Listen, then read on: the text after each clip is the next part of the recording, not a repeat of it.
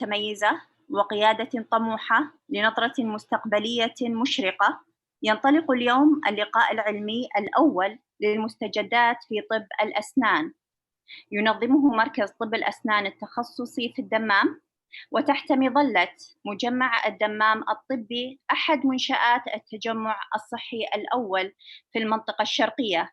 وعليه يشرفني ويسعدني أن أرحب بقائد الفكر العصري لهذه المنظومة سعادة الدكتور زكريا الصفران، فليتفضل سعادته بإلقاء كلمة. أهلا وسهلا دكتور، تفضل. بسم الله الرحمن الرحيم. الحمد لله رب العالمين، والصلاة والسلام على رسوله الأمين. أيها الإخوة والأخوات، السلام عليكم ورحمة الله وبركاته. وبعد، فيسر مجمع الدمام الطبي تحت إشراف التجمع الصحي الأول بالمنطقة الشرقية إعلان افتتاح مؤتمر المستجدات في طب الأسنان اليوم الأحد 17 من رمضان لعام 1441 هجرة، الموافق 10 من مايو 2020، عبر الاتصال المرئي. ويقيم مركز الأسنان التخصصي هذا المؤتمر بالتعاون مع إدارة التدريب والشؤون الأكاديمية بمجمع الدمام الطبي، وهو باكورة مؤتمرات مركز الأسنان لهذا العام، وهو رابع مؤتمر لإدارة التدريب والشؤون الأكاديمية منذ بداية جائحة كورونا كوفيد-19. وكما تعلمون فإن مجمع الدمام الطبي هو أكبر مركز في المنطقة الشرقية خصص لعلاج حالات كورونا كوفيد-19، والمجمع هو إحدى الحاضنات الكبرى في المنطقة التي تتعامل مع مثل هذه الأزمات. فقبلها كانت كورونا الشرق الأوسط، وقبل ذلك كان وباء سارس، تعامل معها المجمع باحترافية ومهنية عالية حتى اكتسب خبرة تراكمية في التعامل مع الوبائيات. أيها الإخوة والأخوات، مع الأحداث الجسيمة الراهنة من جائحة كورونا كوفيد-19 التي عطلت العالم، إلا أنها لم تعطل عجلة التعليم في المجمع، وذلك إيمانا منا بأهمية التعليم والتدريب والبحوث فعلا لا قولا. فبالأمس القريب وقع مجمع الدمام الطبي مذكرة تفاهم مع مستشفى زيبو الجامعي بجمهورية الصين الشعبية ولاية وهان لتعزيز الشراكة في البحوث والتدريب، واليوم ها نحن نطلق هذا المؤتمر. أيها الإخوة والأخوات، إن مجمع الدمام الطبي يحتوي على مراكز عديدة وكبيرة كمركز السكر، ومركز العيون، ومركز كانو للكلى، ومركز التأهيل، ومركز جراحات السمنة، ومركز الأسنان التخصصي الذي يعد الأكبر على مستوى المنطقة الشرقية، حيث يعمل في المركز أكثر من 217 ممارس صحي، ويحتوي المركز على 52 عيادة في مختلف التخصصات الدقيقة. كما استفاد من خدمات المركز أكثر من 74,000 مراجع خلال عام 2019. وكذلك حصل المركز على اعتراف الهيئة السعودية للتخصصات الصحية ل4 برامج تدريبية دقيقة يتدرب فيها 18 طبيب وطبيبة. وفي الختام لا يسعني إلا أن نتقدم بالشكر الجزيل للمتحدثين على قبول الدعوة، وأشكر الحضور، وأشكر مركز الأسنان وإدارة التدريب على الإعداد لهذا المؤتمر، وكذلك أشكر الشركة الفريق المنظم على تنظيم هذا المؤتمر، راجين من الله التوفيق والنجاح لهذا المؤتمر. والسلام عليكم ورحمة الله وبركاته.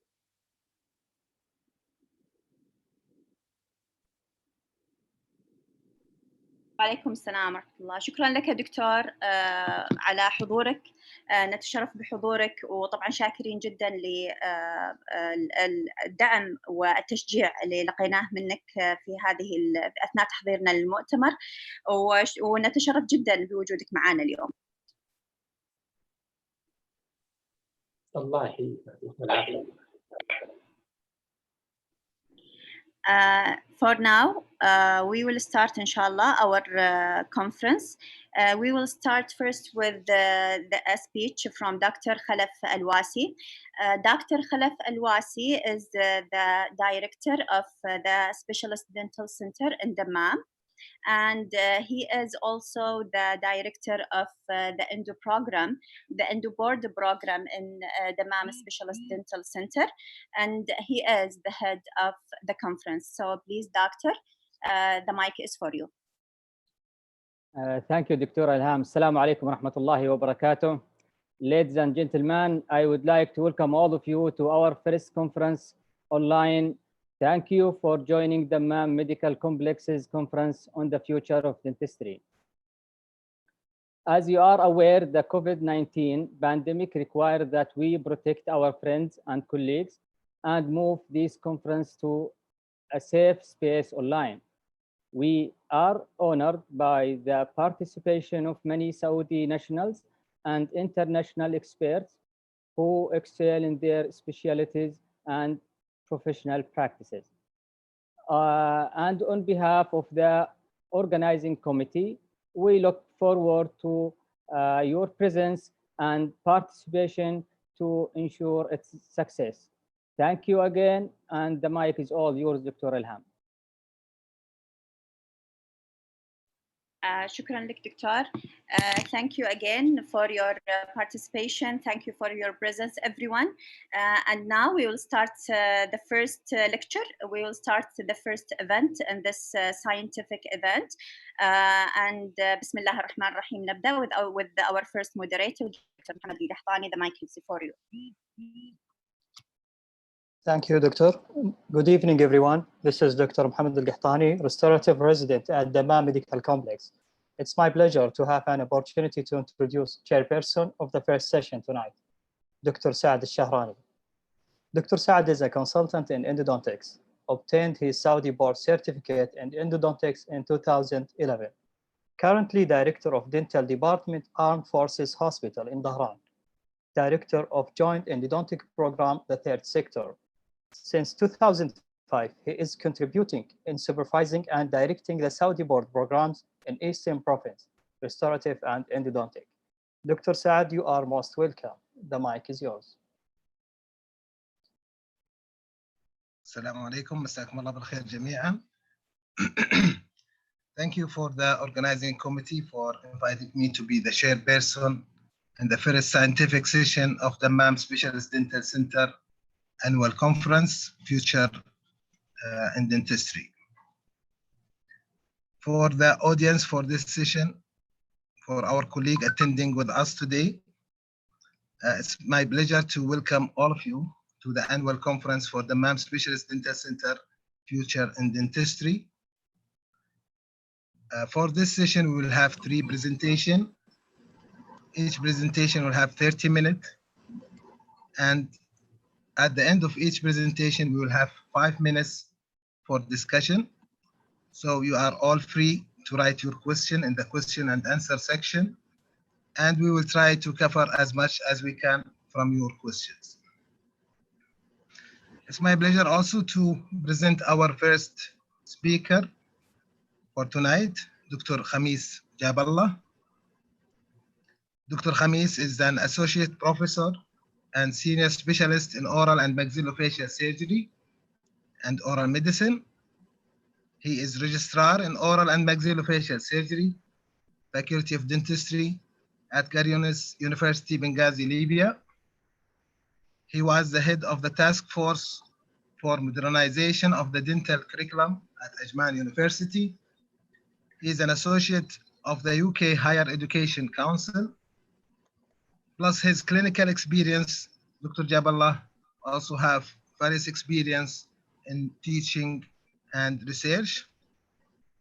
Dr. Gabala will talk tonight about what's after dental school.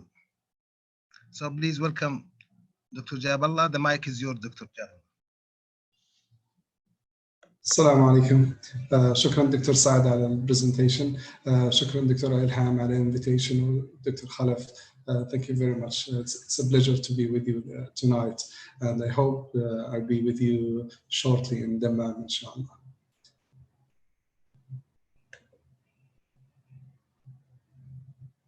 Let me share my presentation now.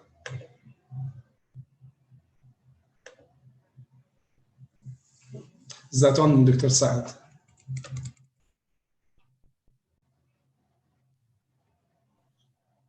Okay, so today I will try to talk mainly to the young graduates of dentistry and how we give them some tips how to plan their career. So what's after the dental school? I put this front slide just to tell you, as you do more degrees, you will have more responsibilities. You'll be more busy as an examiner, as a head of task forces, as fellow in the colleges, editor to the journals, okay? So as you build up your career, be prepared to shoulder more responsibilities. This is my ResearchGate page if you want to contact me, and this is my Yahoo in case if the time for discussion is not sufficient. Please feel free to ask me any questions offline later. Okay, so let us start with dentistry. Dentistry is a good career. Okay, it's one of the highest employment rate career in the world. If you think in these recent data in UK, 96.4% of the dental graduates, they get employed. So the chance of getting employed is very, very low. You can see in a country like UK, the chance of employed is very, very low. So, and it's quite quick. From graduation, you jump to your career, okay? But graduation is not the end of the story. It's like a beginning of the other journey. So if you want to work in another country, even sometimes in your own country, you might need to pass a license exam. License exam is multiple phases, and you may require to attend revision courses or preparation courses for that. Okay, now where did the dentist goes, or the graduates? 80% in the United States, they go for general practice. Okay. And then that's not the end of the story. A lot of them, they may take advanced general dentistry programs. So you need to be careful how to select those programs. You might need to have certificates in selected procedures. For example, if you want to add implant to your practice, you need to go and have a certificate in that. You want to use laser, you'd like to go and have a certificate in laser dentistry. Okay, so, and the other things, once you are licensed and even you have multiple skills, which keeps you very happy at your practice, to maintain your license and your luxury, you have to continue to have continuous professional development, or what we called it in this region as a CME point. So the education is a continuous process here. Now, there is a trend in the world that a lot of dental graduates, they choose to go for specialty. This is the figures from United States. They noted that since 2005, there was a great tendency to move toward the residency. This was not the case. And I can tell you for sure, the same trend was noted in the other side of the Atlantic in the UK. Before 2005, the trend of the British graduates going for master and specialization was much lower than what we see now. So this will put more competitions for the overseas candidates trying to study in such countries. Okay, who will employ you as a general practitioners? Your first target or destination you have to think of is the private dental centers, okay? It's not the public hospitals or dental center as many of the young graduates that they think, okay? Obviously, those places, they cannot accommodate all the graduates from private and public dental schools. So the private dental center might be the first destination you have to aim at. The national and global health charities like Red Crescent clinics, that's another option. Some charity organizations, they have their own dental clinics where you can think of. Private hospitals, of course, especially if you are thinking of surgical career. Pediatric career now become hospital-based in many countries. Teaching or education, so you can think of going back to your dental school for teaching, like a demonstrator or a clinical teachers. Okay, the armed forces in many countries, including Saudi Arabia, is a good and attractive destination for the young graduates. Universities and clinical research organization, you might not get a chance to work as a dentist, but you can think of to work as a researcher as well. Okay, now I'll just think of the worst scenario. If you can't get a job as a dentist, your degree is good enough to provide you with a lot of opportunities. Okay, like health promotion, specialist, health service manager, higher education lecturer, medical sales rep. I'm afraid this is become the easy target for a lot of young graduates who cannot afford to get a job. You might be like a science writer in a newspaper. Secondary school teacher, you are still an attractive graduates for them. Or you might be teaching the dental technicians as well. Okay, so I mean, this is the worst scenario, but I just want to broaden your spectrum. Okay, so if the things coming very tough to get a job, okay, you might find yourself in any of the other careers. Now, what about, I told you about the dental graduates, they got a very good employment rate. What about people who have finished master program, which is quite common in dentistry as compared to any other specialty? A lot of dental graduates, they finished a master program. This survey done in McGill University in Canada, involving around 70 candidates who finished their master, and they just want to see, did they benefit from that? Okay, and you can see around 90% of them, they got a good offers. Okay, some of them continue to do PhD, some they are already professors. Okay, some they are doing postdoctoral research. Okay, the employment rate is around 10 or 11% only. So the chance of having a master, that's usually boosts your career as a dental professional. Okay, now let us talk about the main topic which I like to talk about to the young graduates is how to choose your postgraduate study and training. Okay, being a lecturer in King's College in London, we've seen the students coming from Middle East, sometimes they don't know what to do. They choose the wrong program and they regret it. Okay, so these are the questions you have to ask yourself. Why do you want to do a postgrad degree? Okay, do you know what you want to do after that or not?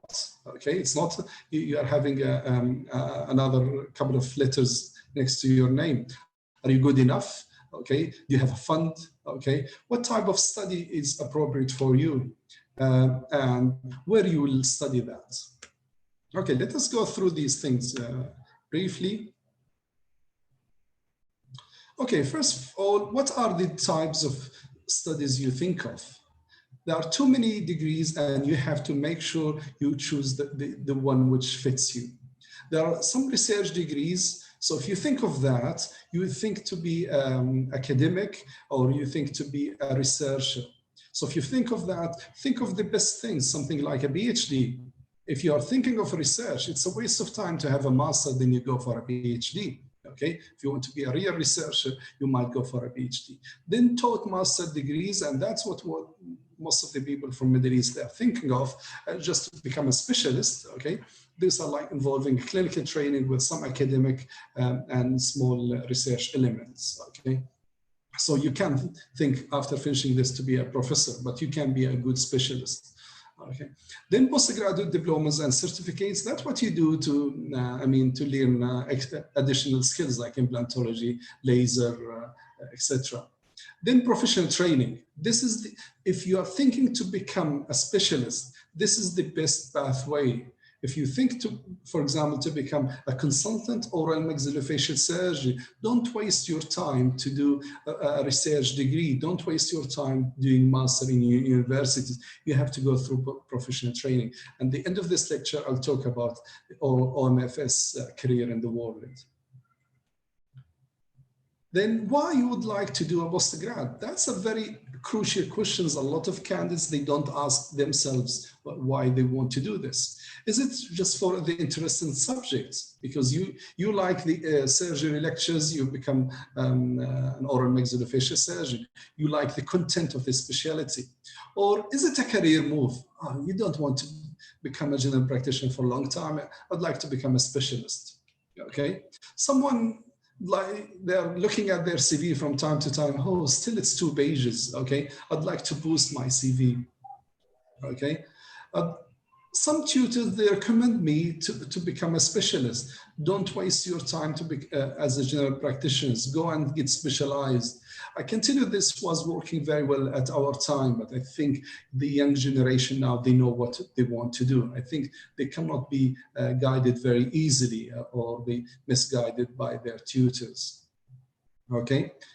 The other very important factors is students, they like the students' their life as students, okay? So they would like to continue to become a student, okay? So it's much better, less responsibility, your everyone is caring of you, okay? The other important things, you are always worried what to do next, what to do next. So to put off the thinking about the decision you want to do, you just go and enroll yourself in one of the programs. Okay, for example, you go and you enroll yourself in periodontology. You said, oh, it's over. I'm a periodontologist. I don't need to think what I should do next. I don't want to think I'm going to OMS or perio or restorative.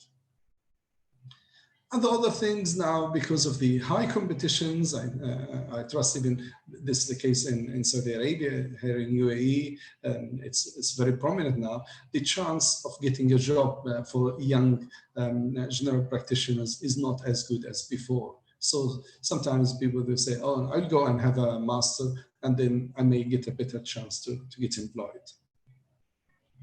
Are you good enough? Are you ready for this?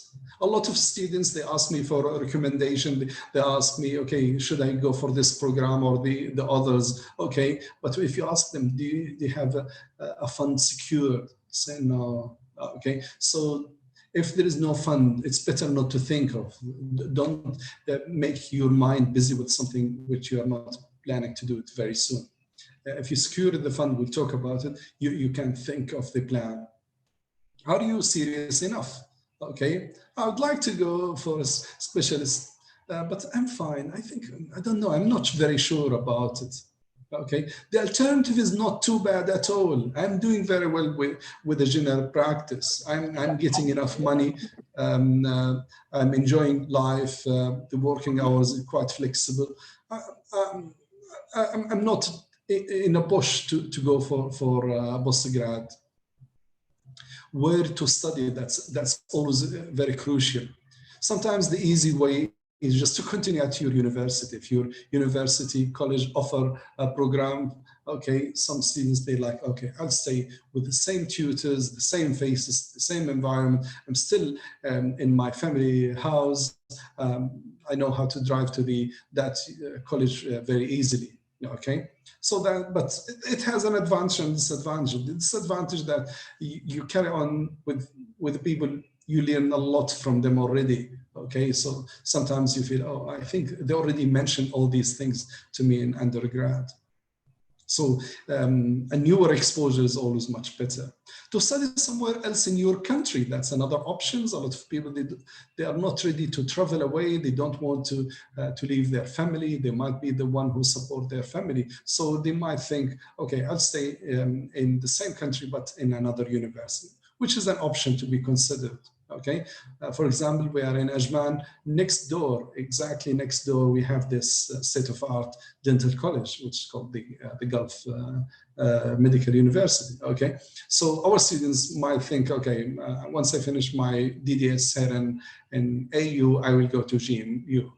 Okay, I'm still just across the road, but I'm having a new experience. Okay, or you might think to study abroad. We'll talk about that. So this is Ajman Dental Clinics, Ajman University. This is the Sharjah University, and this is the Mohammed bin Rashid College in Dubai, which is mainly postgrad. Okay, so you have multiple options. You might, the same in Saudi Arabia, I know more than 30 colleges. Okay, so a lot of them, they offer postgrad. So that might be an option to go, okay, but you need to know more about the program you like to go for. Okay, how to choose where to study or where to go. This is a very important. A lot of students and their final year, they are asking, is it better I'll go North America or I'll go to UK, Germany, etc. Okay, so how you search for that, okay? It's very important to start searching at the earliest stage, okay? So you can check the university ranking, university website, but with cautions.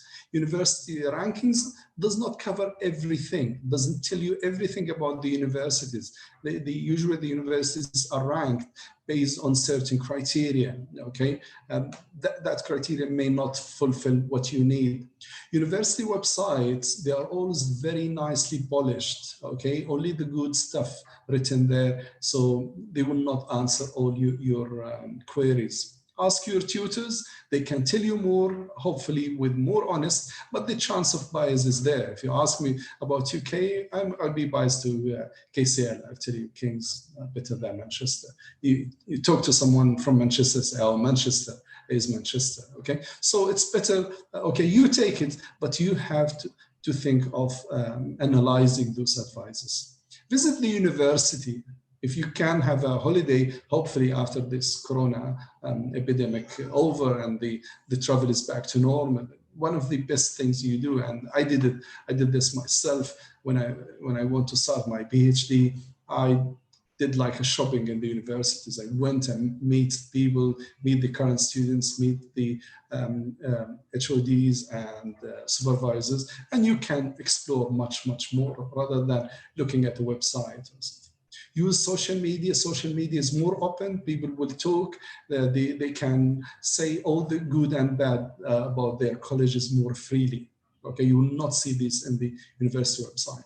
Don't talk to the registration office in the universities.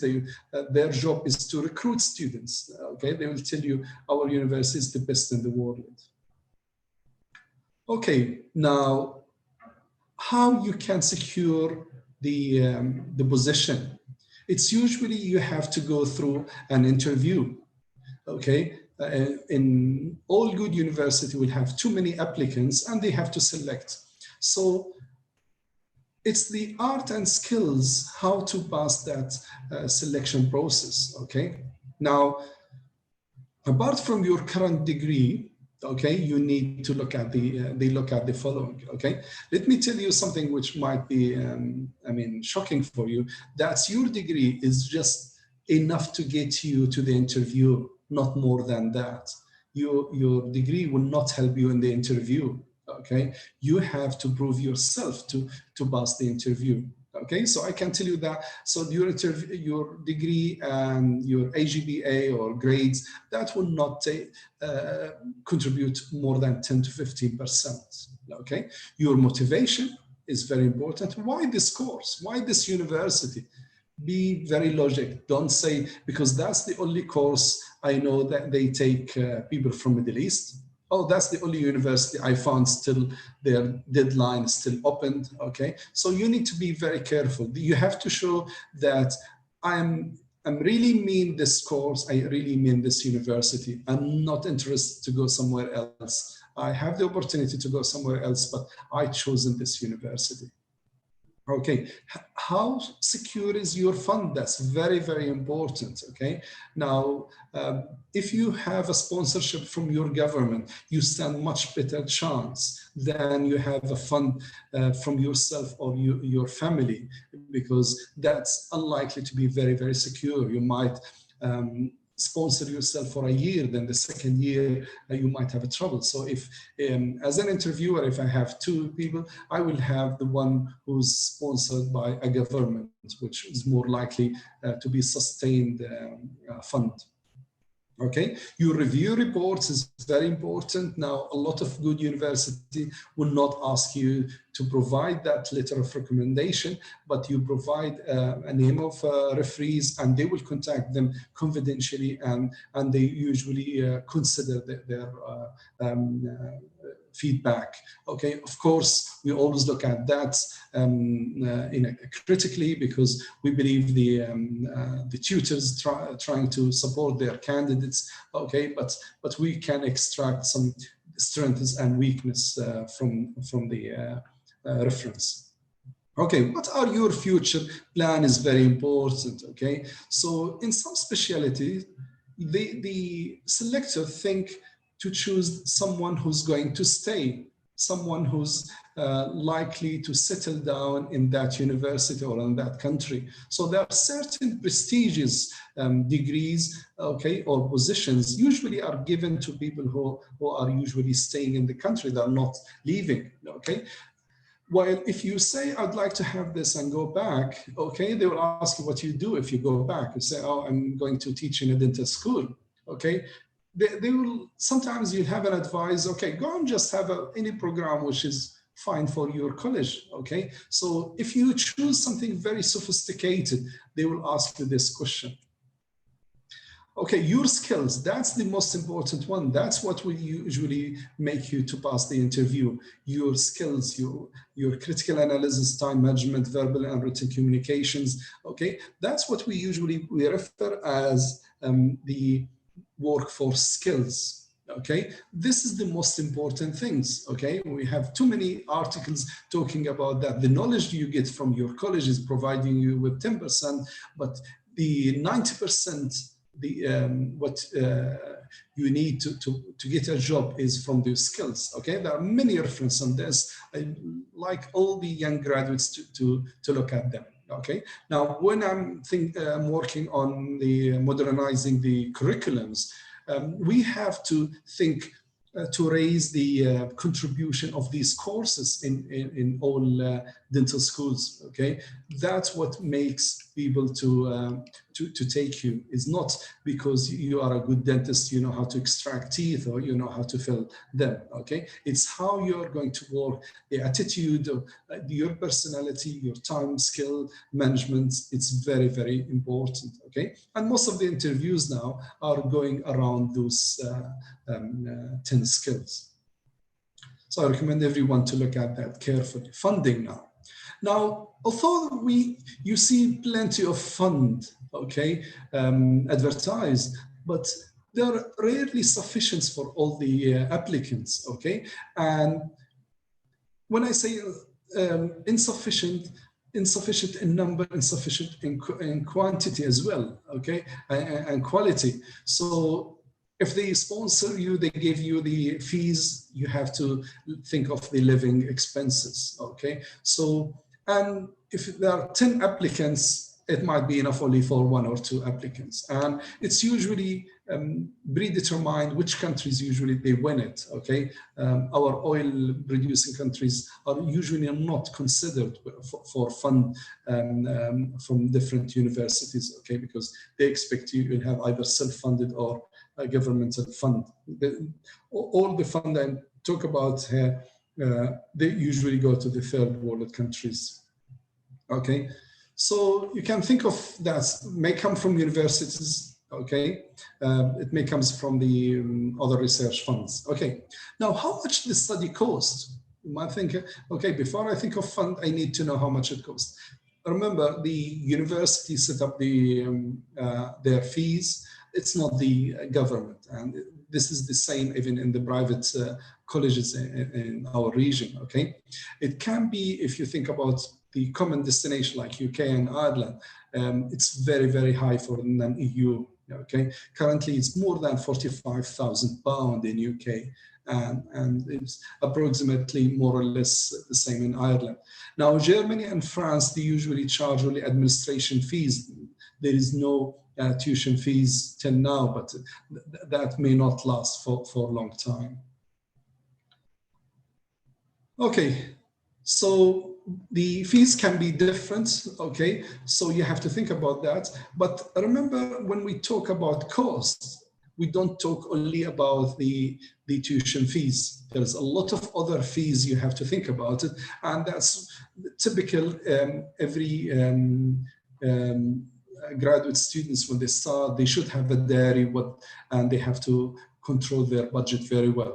Even if they are sponsored, the amount of the sponsor might not be sufficient. For example, you might be taking the same fund. For example, if you study in London or you study in Newcastle, the living expenses are not the same. So you have to be very watchful for this, okay? You have to think of all additional expenses, usually, which are not included in the tuition fees, like even printing papers, getting papers from other libraries, your transportations, okay? The cost of producing your thesis, typing your thesis, printing and binding thesis. So there is a lot of other expenses, of course, additional to your living expenses. So you have to calculate that very well. Okay, this is the sources of money, family, that's what happens to you in the undergraduates, okay? And you wish that may continue to postgrad, okay? Now, usually, if we think of dentistry is around 5 or 6 years, master degree is around 3 years, but the amount of money in master and the BDS or DDS are more or less comparable. So now you are thinking your family have to spend almost the same or more than what they spent on your BDS. Research Council studentship, that's what I told you, that which usually offer to people coming from third world and poorly developed countries. University studentship. Now, Research Council studentship and university studentship are mainly done for a PhD. Okay, so these are money coming from a grant from a company which is supporting a research, and then it can support a pair of hands to do that research, and they call those guy who will work for that research as a students, and end of this research, the students will end up with his PhD. It's very difficult to find it for master degree in dentistry, okay? Loans, you can think of that from bank. You might be doing saving, but I don't know how long you need to save, okay? Earning, yeah, that's a good options. You can be working for a couple of years, you earn some money, then you continue to work and doing a part-time postgrad program. Charity is another options. Okay, but they are very, very competitive. Sponsorship from governmental agencies is a very attractive option. But again, it's very competitive. Okay, why people think to study abroad? Why they don't stay in their own countries? First of all, they think, oh, I'd like to go to a world-renowned university. I would like to be called that I'm graduated from London, I'm graduated from Harvard or elsewhere, okay?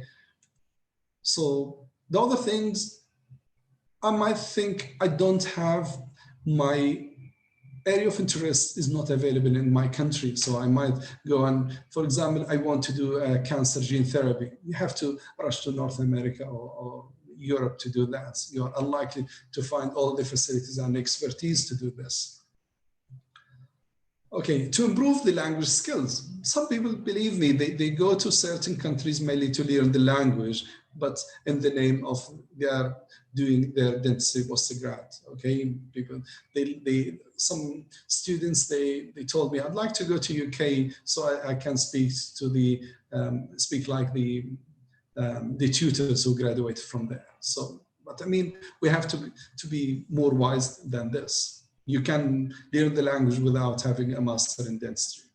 To prepare for international career, Now, you don't want to settle in the same country where you studied. Okay, you might think of working in UK. So it's a good option to think that, okay, you are going to have a degree there. 5 more For minutes. financial, yeah, okay, I'll try to go fast now. Okay, for financial reasons, some countries are abroad are more cheaper than the students' country, so they can think of that. Okay, now very important to think: are you staying or coming back to your own country? That's very important, because if you choose a program, okay, you have to think, is it wanted in my country or not? Okay, if I want to settle abroad, I have to choose the branch which is more attractive in that country. Okay, I'll go very quickly over this. Okay, so you can think of to work and study at the same time. And one of the myths I like to stress on it: don't feel that you cannot compete with the local candidates. Go to the best program offered in that country where the local people they go to. Okay, don't go to the university, which usually takes mainly overseas. Okay, because the quality always different.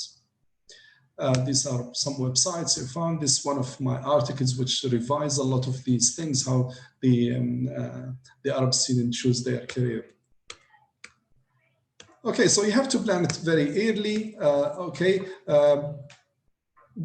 I will skip this because of the time. So yeah, this is one of the good studies I came across, how our students thinking of their career. Okay, this may be one of the best papers because it reflects how these students are thinking now. The previous studies, which I didn't show for the time's sake, is everyone's thinking oral surgery, then ortho, but now you can see the trend is different. Prostho, restorative, ortho, oral surgery, endo. Okay, so the students are thinking very,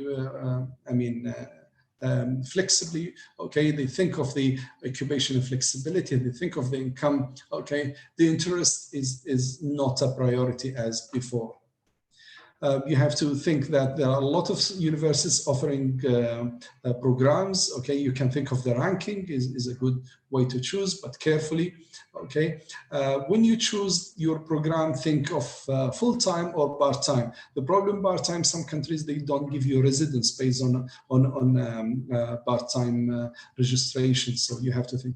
Distant learning is an option, but you have to be prepared for that. It's much longer, usually 4 or 5 years for a master, and you pay a smaller amount every year. But if you think of the total sum, is not less money, it's too much money. But you have to think about your own country if they are going to accept that or not. Some countries, they don't accredit the distant learning programs.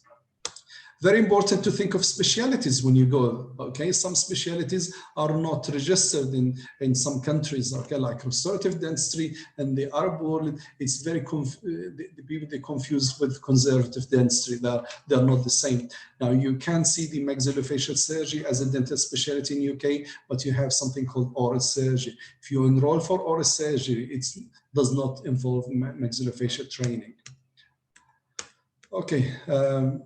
I'll just go through very quickly. A lot of people, they ask me, what about the postgraduate study in UK?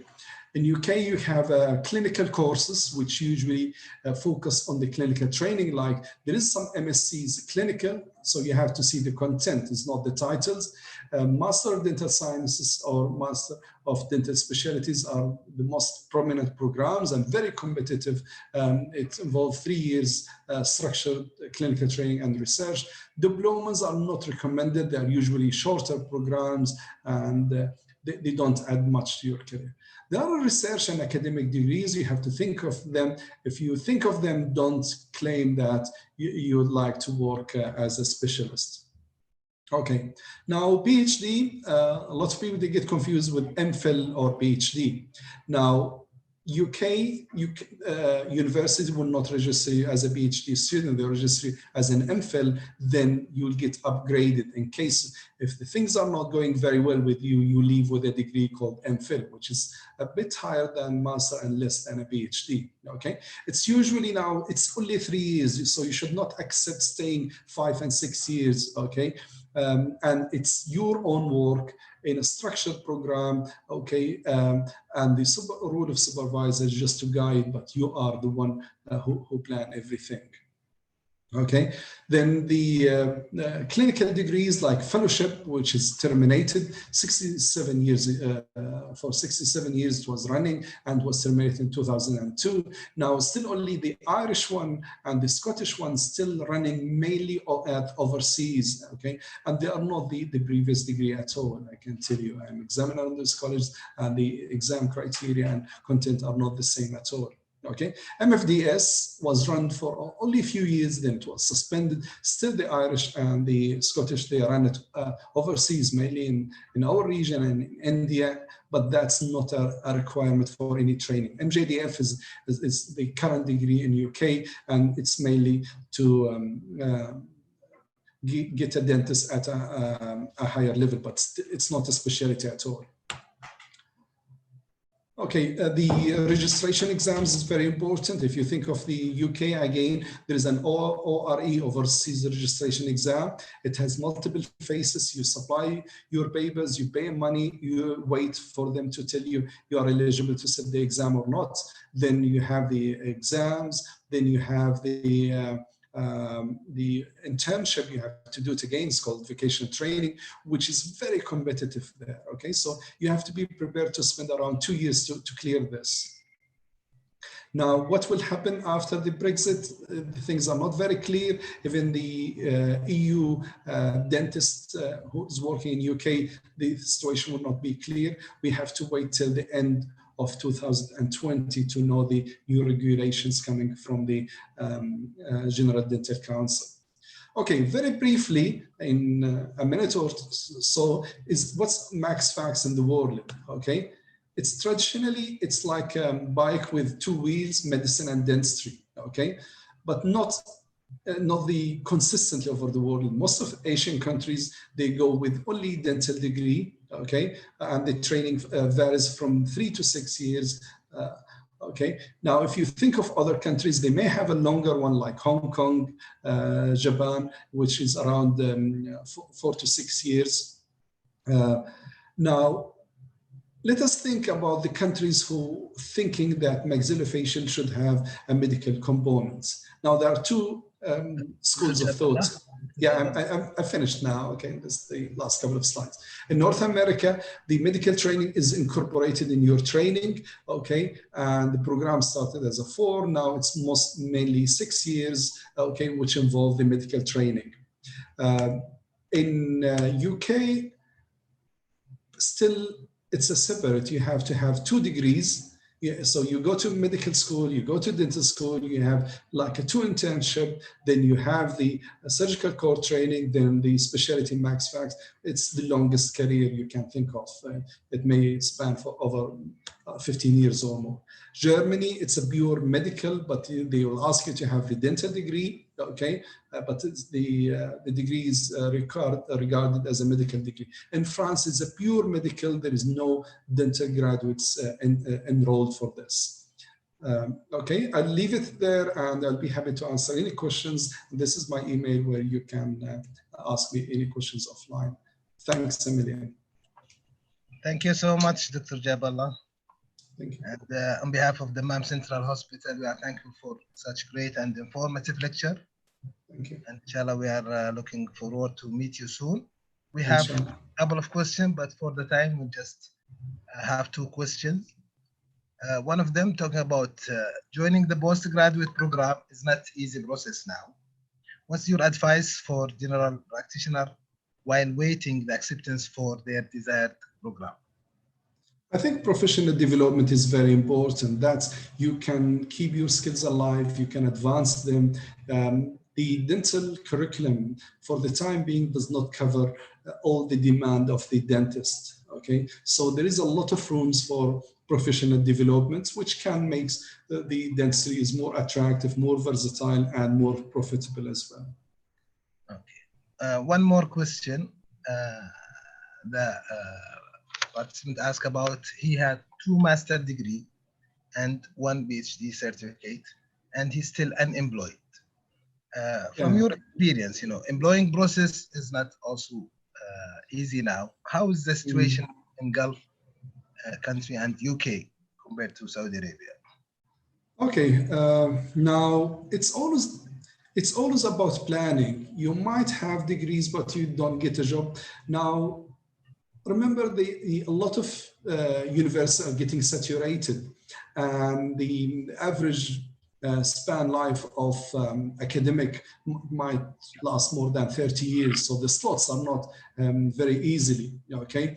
Now, having overqualification is another issue. A lot of people, they do 2 masters, a PhD, a lot of ways I noted that the people are qualifying themselves, and then they are still cannot compete. A lot of research degrees are not useful to get jobs, okay? If you think to carry on as dental professionals, you should have a professional degrees like fellowships, board, okay?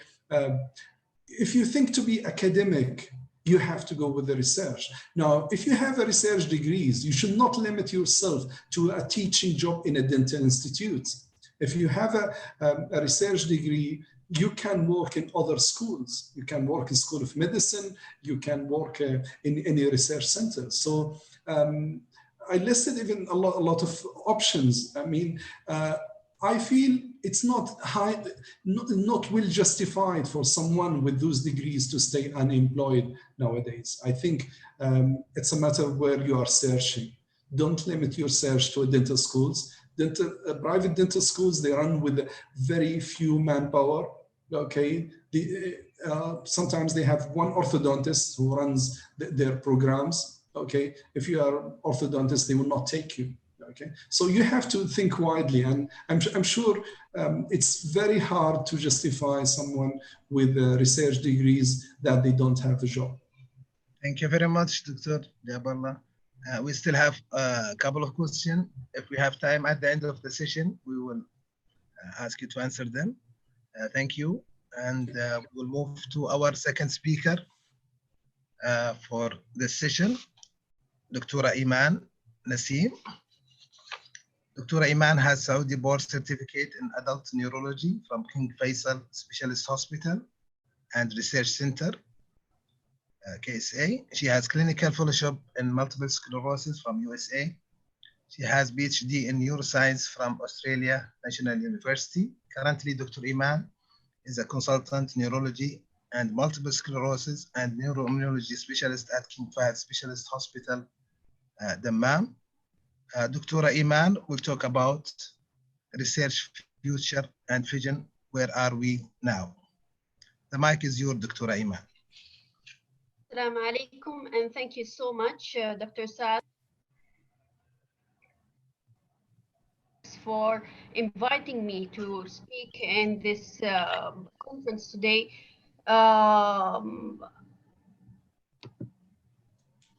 I really enjoyed the first talk, and I hope that this second talk is going to further attract the attention of either young or already established graduates of dentistry schools. I'm going to talk about research, future, vision. Where are we now? Let me just... Okay. So why do we do research? And the other topics that I'm going to speak about is research topics, study design, ethical approval, ethical guidelines, and future for dental research. So why we do research? It's different from person to person. Usually it is because of academic advancement. When you are in a certain university, you want to advance from assistant to associate to a full professor. Or it may be a residency requirement, or at the internship level, maybe you are required in order to meet certain points for your CV. I like this cartoon that shows you that in the beginning, when you are interested in research, you think that you are going to change the world and research whatever you want. But once you are hit with the reality, you are going only to research whatever your professor wants if you are in grad schools. And then when you are assistant professor, whatever the tenure committee wants. And then when you are a tenure professor, it is whatever the grant committee wants. And then when you are really, really a big, highly qualified professor, you are going to research whatever you want, and then you are going to find it's too late for you. So the reality is we do research to discover new treatments, use existing treatments in the best possible way, find answers to things that are unknown, filling gaps in knowledge, changing the way that healthcare professionals work. A lot of might say, they think that it's very, very difficult to start research. Where do I get ideas? And to tell you the truth, ideas in research can be found in very, very simple areas, such as simple questions in morning meetings, or from if you are a consultant from your residents, questions from patients themselves, articles that you have read, and at the end of the discussion, they had identified gaps in knowledge, and you can think that you can hop in and fill that gap. Or even duplicating already work that has already been done on other population and see if it's still apply to our population in the Kingdom of Saudi Arabia. In a nutshell, when you are undertaking a research study, you have to identify a missing point that lead to your current study or research question. That means finding a niche, an area that was not discovered before and filling that gap.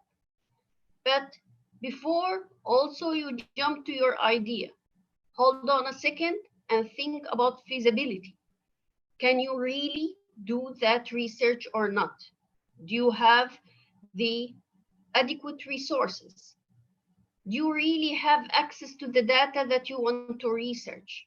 Do you have enough manpower with you? Do you have enough time?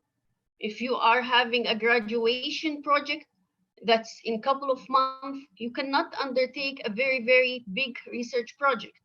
And you have the equipment. Sometimes if you want to study equipment that are not here, maybe shipment is going to be delayed, and this is going to delay your whole project. And research topics in dentistry is so vast. There are a lot of research about dental materials. There are systemic diseases and oral health, different kind of oral cancers, and a very big also chunk of research goes to pain and how to deal with it in dental patients. Where can you conduct your research?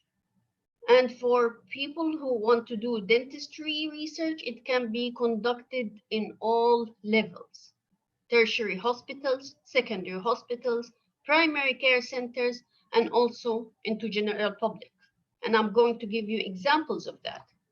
For example, if you are working in a tertiary hospital, maybe you are not seeing a lot of dental patients, but you can study, for example, exposure to rare medications that are only used in those hospitals, such as chemotherapy or other medications. Tertiary hospitals usually deal with special population of patients, like transplant patients, neurological diseases like multiple sclerosis, oncology patient, cardiology patient. And to study the dental health in these populations is very, very important. Whether you are in a tertiary hospital, secondary hospital, you are seeing mounting evidence that oral health is connected to a lot of systemic diseases, such as diabetes, cardiovascular, neurological diseases such as Alzheimer or Parkinson's disease, rheumatic diseases, and respiratory diseases. And this is a very, very big area for research that you can undertake. Don't forget that dentistry is mainly an interventional branch. It uses a lot of instruments and it has a lot of surgical procedures. So studying new techniques, new instruments, all can be subject to research.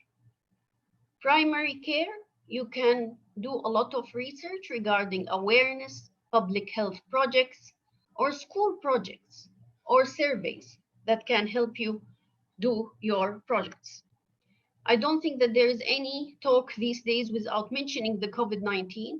And also, it's maybe a blessing in disguise because there are a lot of dentistry and research topics that can be done during this time, such as infection control during COVID-19 outbreak in dentistry, public oral health impact of COVID-19, economic implications of COVID-19 in dentistry, future preparedness for dentistry in the wake of a global pandemic, management of dental patients during COVID-19 outbreak in different geographical locations, and management of urgent dental care in COVID-19 positive patients. Okay, now you know that you can do research in any institution that you are working with. So what type of study design that you can choose? And this is a summary of all type of epidemiological studies. It is mainly divided into observational studies and experimental studies.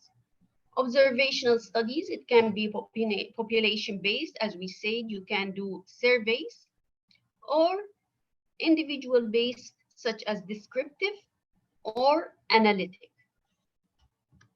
Descriptives mean something like case reports and case series.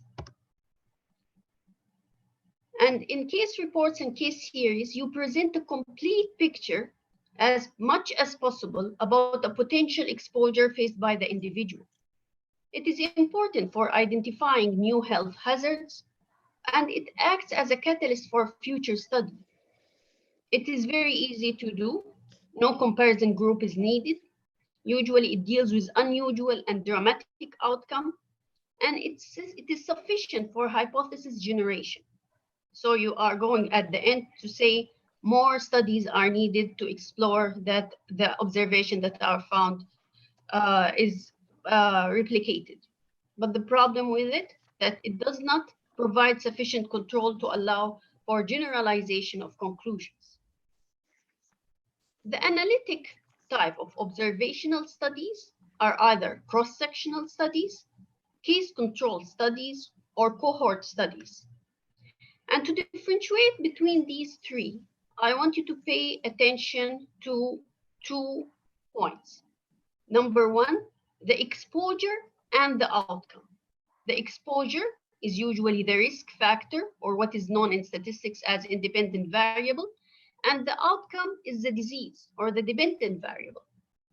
The other thing to differentiate between those three types of studies is the time frame. Give you an example of the exposure. For example, when you are going to talk about fluorinated water, this is an exposure. A disease, when you are having either healthy tooth or tooth decay. As I said, the second point is time points. What does that mean? Are you currently studying at the present time?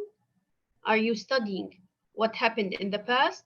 Or are you studying in the present and going forward to the future? And if you are going to talk about cross-sectional studies that you can see in the diagram, this is usually deal in the present. So it is simultaneous measurement of determined and disease at one point. It's like taking a snapshot that may include surveys or questionnaires. This is a very important type of study to determine prevalence.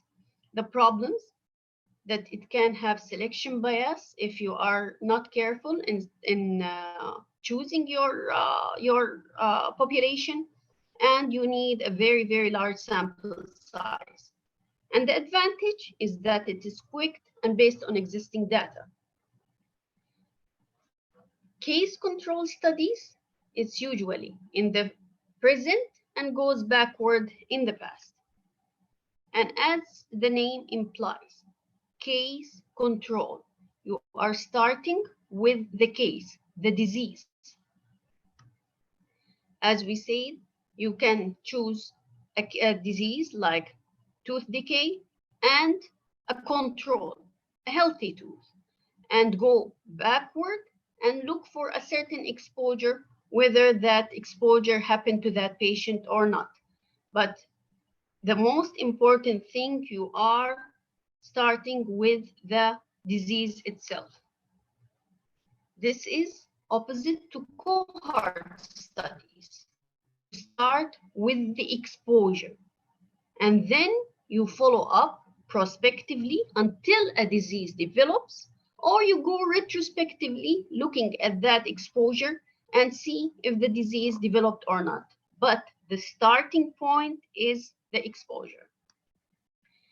Interventional studies, as the name implies, what we have been talking about so far was all about risk factors and diseases. But now we are talking about an actual intervention, treatment or no treatment.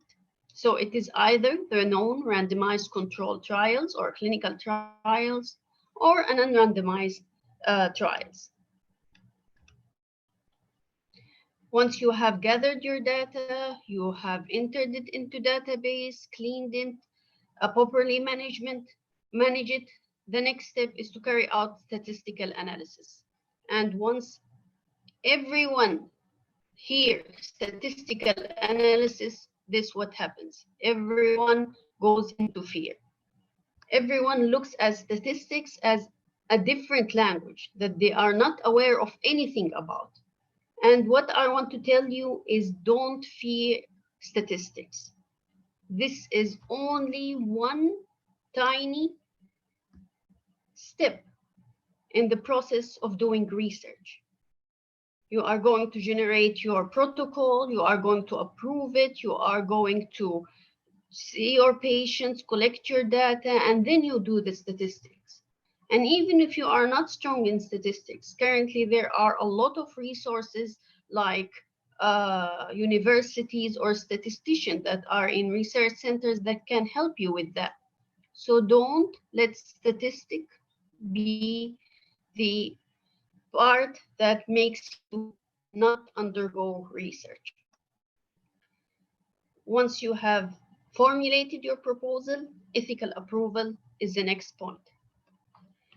And this usually is done by institutional review boards. Other names for it is research ethical committees or ethical review boards. They all stand for the same thing. This is a committee that's job is to protect the rights and welfare of research subjects. You don't want to embark in a clinical research and end up having something like this being done to you. So who are the institutional review board? Usually there is basic membership requirement. Usually it must be more than 5 with various backgrounds to promote complete and adequate review of research. Some of them are scientists, some of them are not affiliated with the institution that they belong to, and some of them are community representative. They have to be all present during the meeting in order to review and approve or disapprove of a study, depending on the risk and benefit of that study. I know that the process of writing a research proposal is a very, very prolonged and tiring one. And after all that you do, you will ask yourself, do I really need to submit now to the IRB? How can I have free time? They require that I fill a lot of papers, and in the end, they will ask non-relevant questions. And the answer to this, yes, you should report to the IRB. And I'm putting this slide again to emphasize it more and more. IRB is there to protect the right and welfare of research subjects. And that is the most important thing.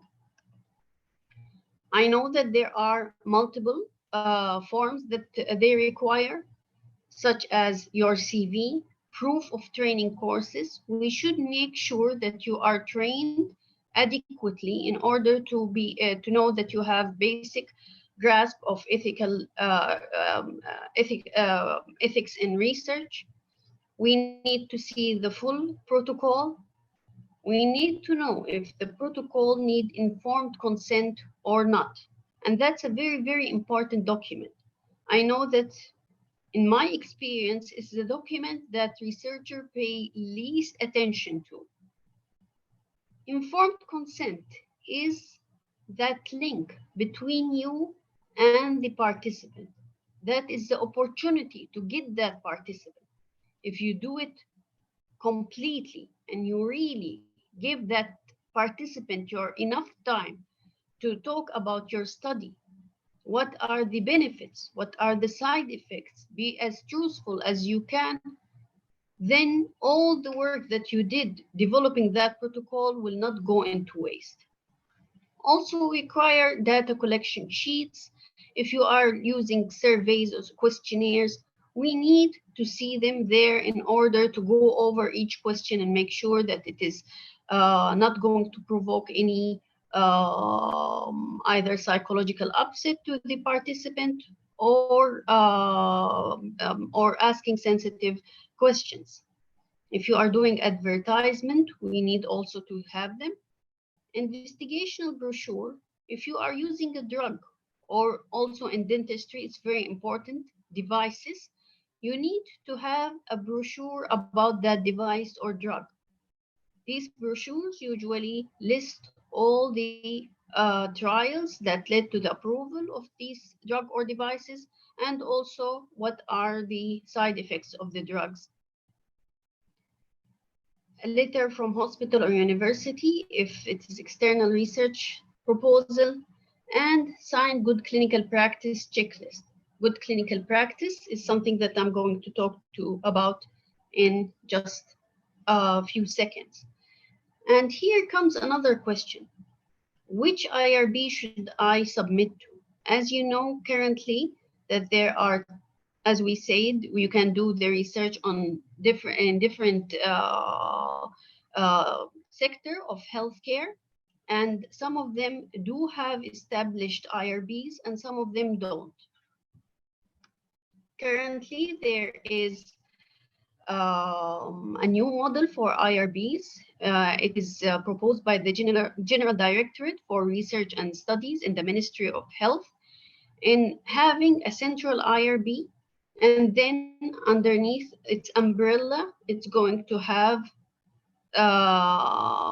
collaborative IRBs in each area, in each main area of the kingdom, overseeing small local IRBs in each hospital.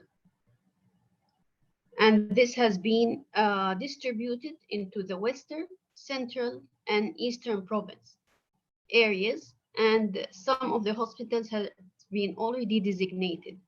Some of the hospitals, for example, in the Eastern province, my hospital, King Fahd Specialist Hospital, we are considered the collaborative IRB for the Eastern local IRBs. But also there is a very important move at this stage in establishing local IRBs in each hospital in order to see its own research, since each hospital is the most knowledgeable about its own resources and usually its expertise that works in it. As we say that, maybe you are thinking that we in the IRBs are asking a lot of questions, but we don't get these questions out of nowhere.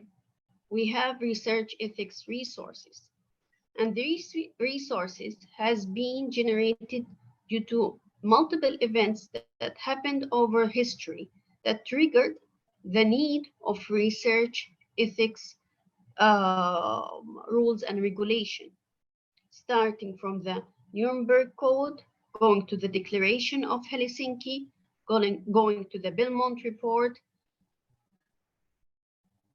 and so on and so forth. And this came up, and the result of all these are the good clinical practice guidelines. And they are defined as international ethical and scientific quality standard for designing, conducting, recording, and reporting trials that involve the participation of human subjects.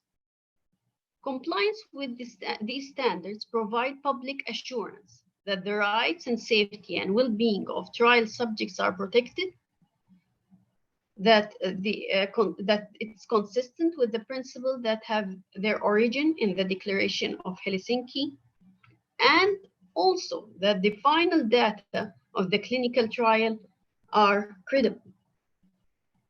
On national level, in the Kingdom of Saudi Arabia, the laws and regulation is being taken from the National Committee of Bioethics. It has been established in 1422 by a royal decree.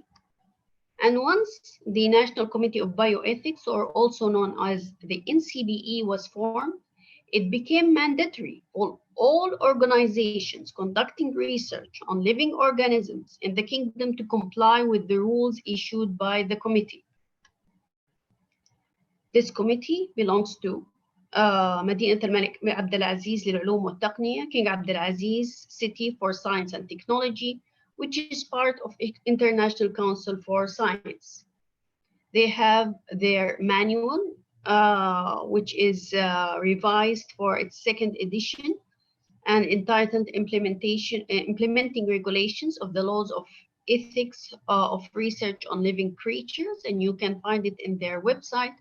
And also they have generated new rules during the COVID-19 pandemic and how to conduct research during that time. Another.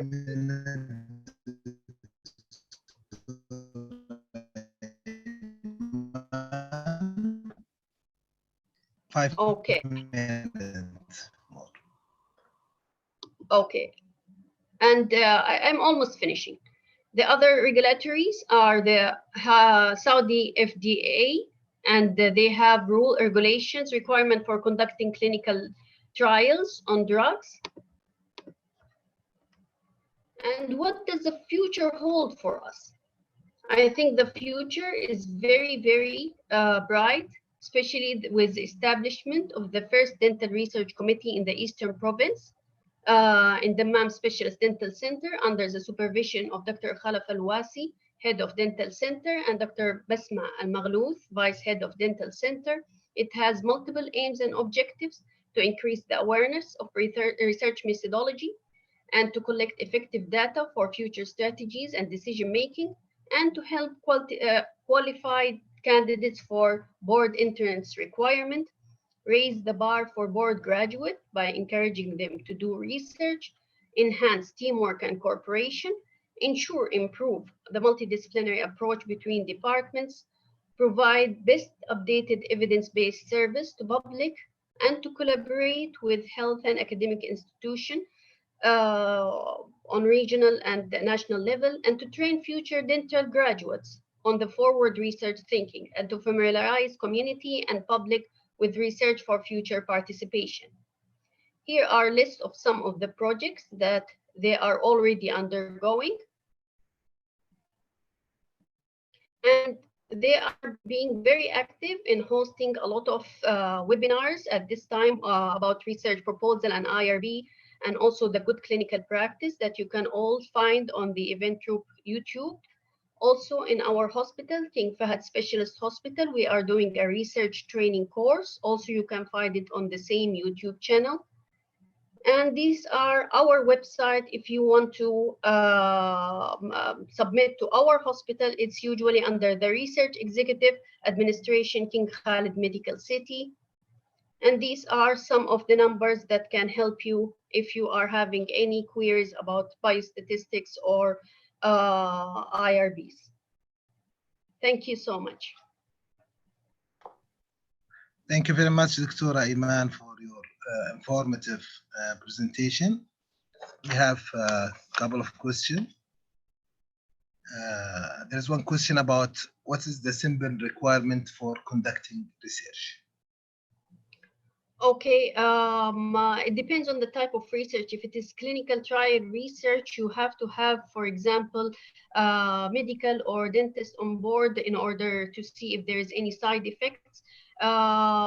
For the simple requirements, if it is not higher than minimal risk, usually the training that I mentioned, either the CT or the NIH training is important for conducting research.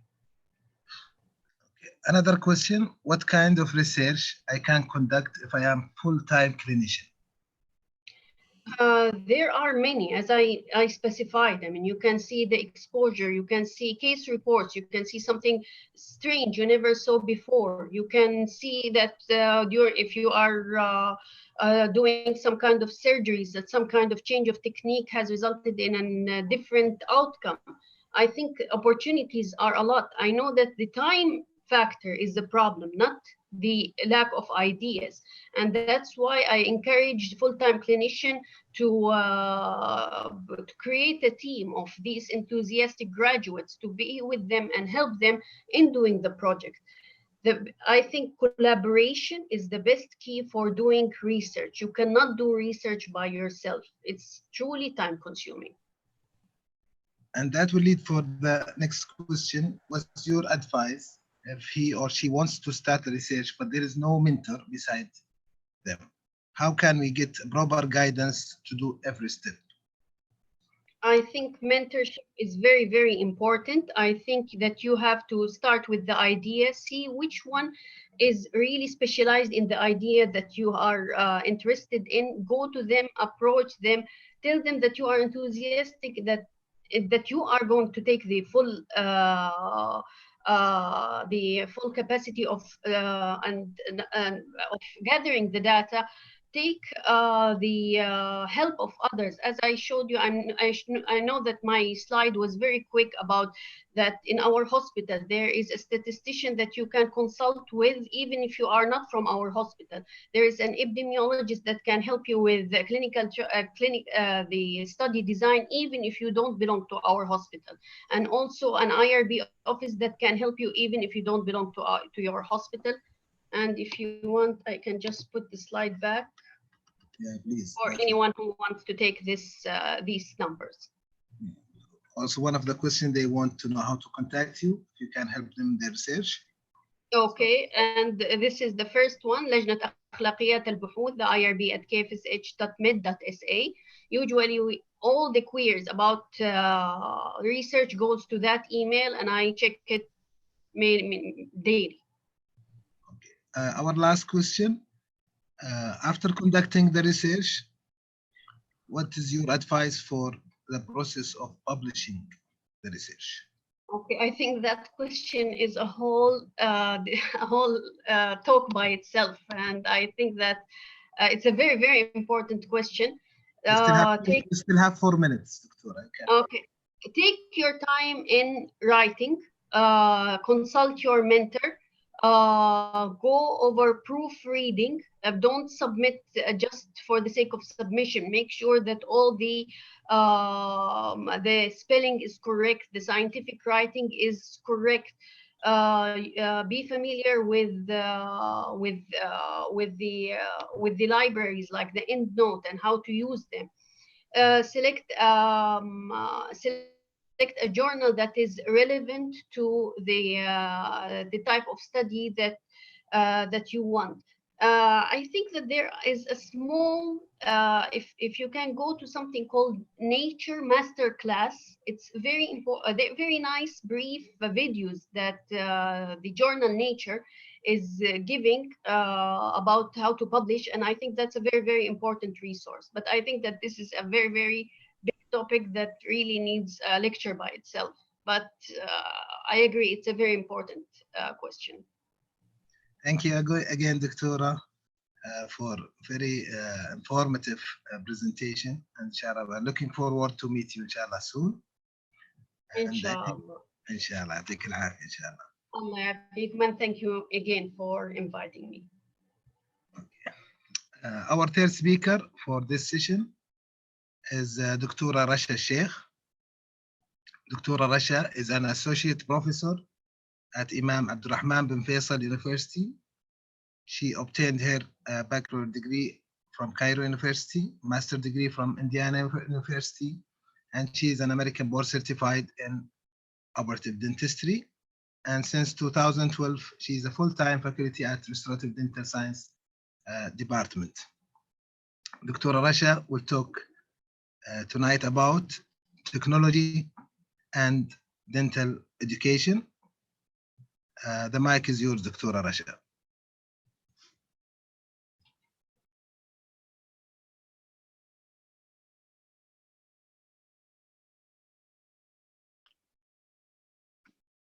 Assalamu alaikum.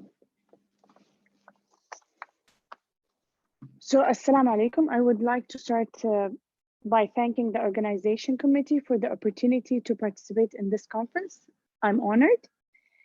When I was told about the theme of the meeting, I thought, okay, I will do something different. I'll step in a different direction and talk about education. So my lecture today is going to be about the technology and its influence in our dental education. Where are we? What did we do? And where we're heading if we need to do any changes.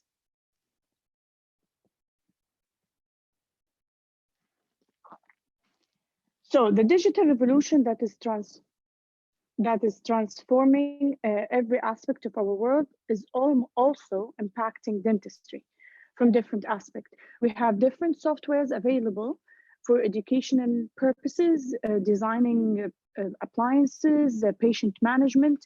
We have different imaging and impression techniques, simulation, 3D milling and printing, and robotic lately in this year.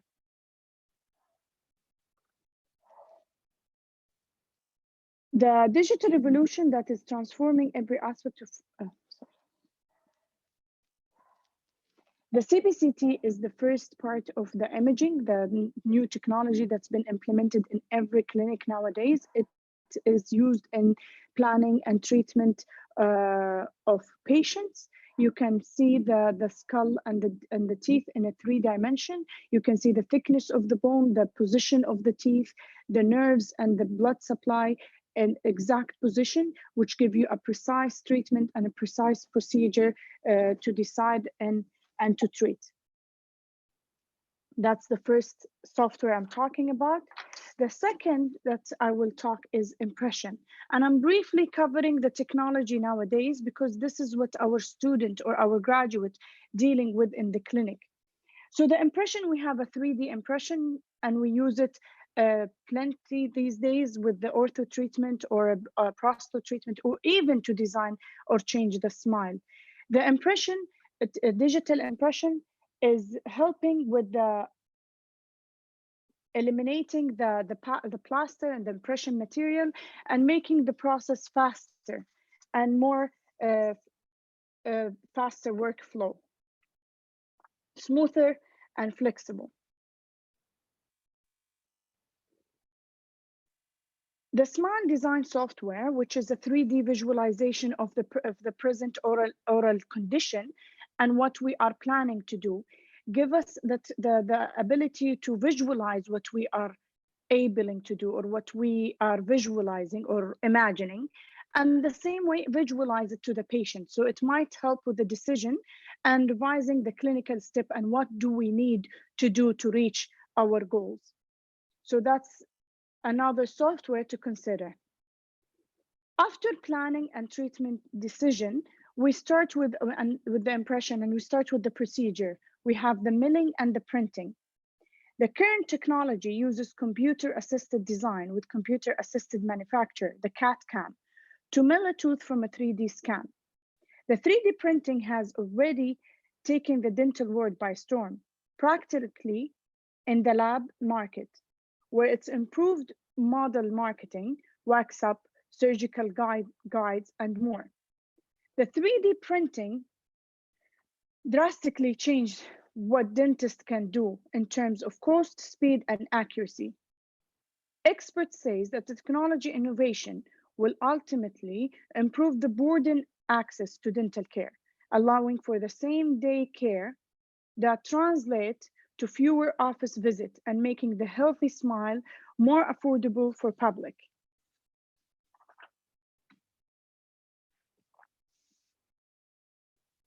Earlier this year, the first robot designed for dental implant surgery was approved by the FDA. This robot is designed to ensure accurate and precise oral surgery, specifically for implant cases and implant placements. Now, this is promising for other uses, but for now, it's approved only for implants. These are some of the technology that's been used in our clinics. And that says our students should be able or should be familiar with the use of these technologies and should be comfortable with it. Either they're going to be working in a clinic that's implemented or not. For our dental education, what we're doing for ages, and it's been working and it's still working, and I'm not saying that there's a problem with it, but for our way, we used to give lectures and then we go to the lab and implement these knowledge into a skill or a practice. And when they reach a competency or they reach a competent level, they move into the clinics. And in the clinics, they start working on patients and they start to get to emphasize their skills.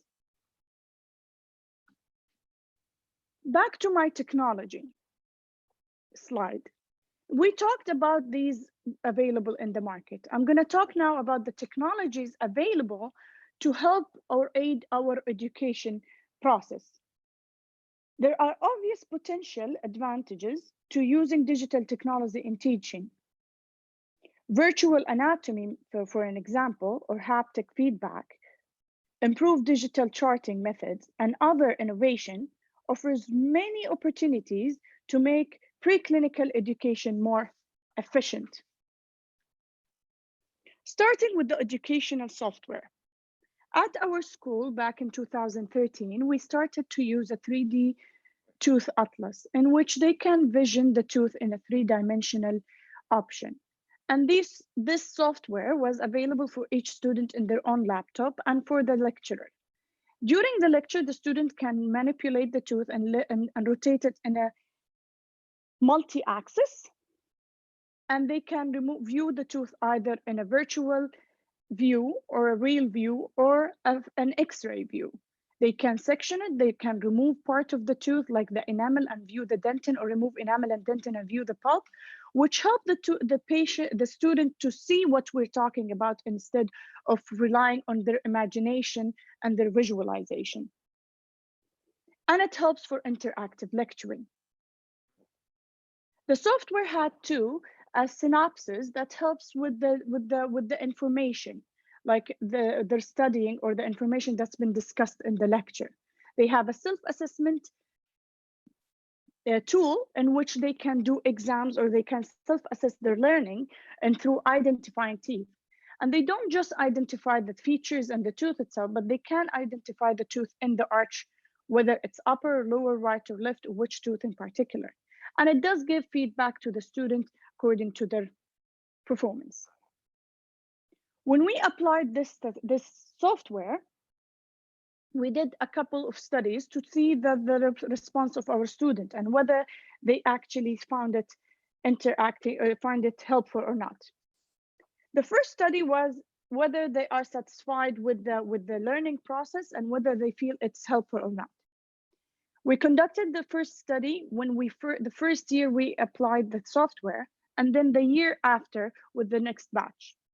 The first batch, we had some resistance in which 39% preferred the traditional lecturing. But the second year, this dropped to 16%. They found it more helpful, and they find it helpful and resourceful. The next slide, whether the self-assessment quiz that they had embedded in the software was helpful to their learning. And as we see, even the first year, we had 60 to 70% accepting or enhancing their activity, and the next year, 80 and 77. which is considerably high, and the years after we didn't yet get or conduct a similar study. More softwares are available and have been conducted or have been incorporated in our learning process, like the occlusion with the 3-dimension and the other for removable pressure denture. Moving from that, we move to the virtual patient. Virtual patients have been defined in the medical literature as a form of computer simulation of real-life clinical scenario. It's very helpful when we want to standardize the patient exposure of our students. So we have a certain scenario and a certain background.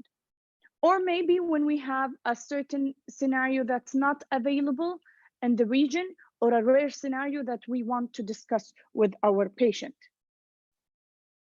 In this slide, we have the software that's been built by Dr. Hisham Mar'i. He's in the picture, but he's no longer with us in the school, but he did use it and incorporate it in his courses. In this course, they had virtual patient, and they use it in the clinic and the lecture with the students, and they use it. The student has an access to it at home to practice.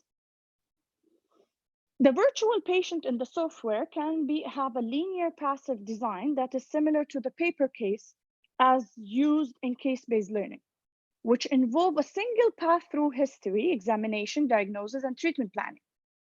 Or it can have a branching tree design that involve multiple pathways leading to a common endpoint or a multiple endpoint, depends on the student interpretation, which path they take.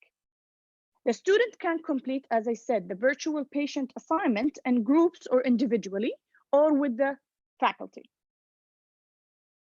Now, the different activity patterns have been presented as a collaborative learning with the instructor, where the instructor will give them the guide and control and the feedback through the process.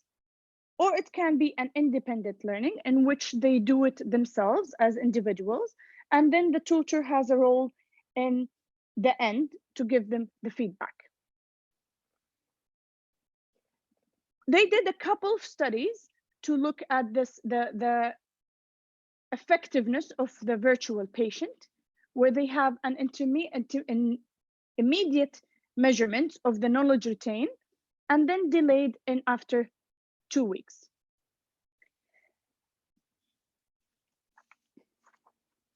And if you see here, we have a male and female difference, and because our campus is divided into a male campus and a female campus.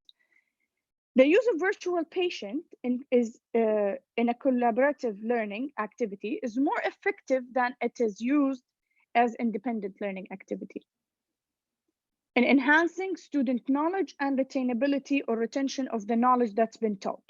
However, the collaboration or the collaborative use of virtual patient by itself is not enough. The input of the instructor was very important. The females did better at the beginning at the collaborative work, but they came as not different from the male later on as independent. So the effective of collaborative use of virtual patient would be more obvious in difficult cases and with the input of the instructor, which is very important. As long as we're talking about patient, the patient referral system is very important when we're talking about incorporating other softwares or other technologies into dentistry, because we have to rely on electronic or rely on most safe, efficient system that actually can work with the other software, with the other things that we are using or the other technology that we are using. In our school, we have our own custom patient referral system in which both the student and the faculty has access to. Most of the clinical procedure can be monitored through this system, booking the patient, referring the patient, and even the procedure and the evaluation through this system. Now, this system was designed or the software is designed to apply gamification concept, where students divided into groups compete throughout the year against collective revenue.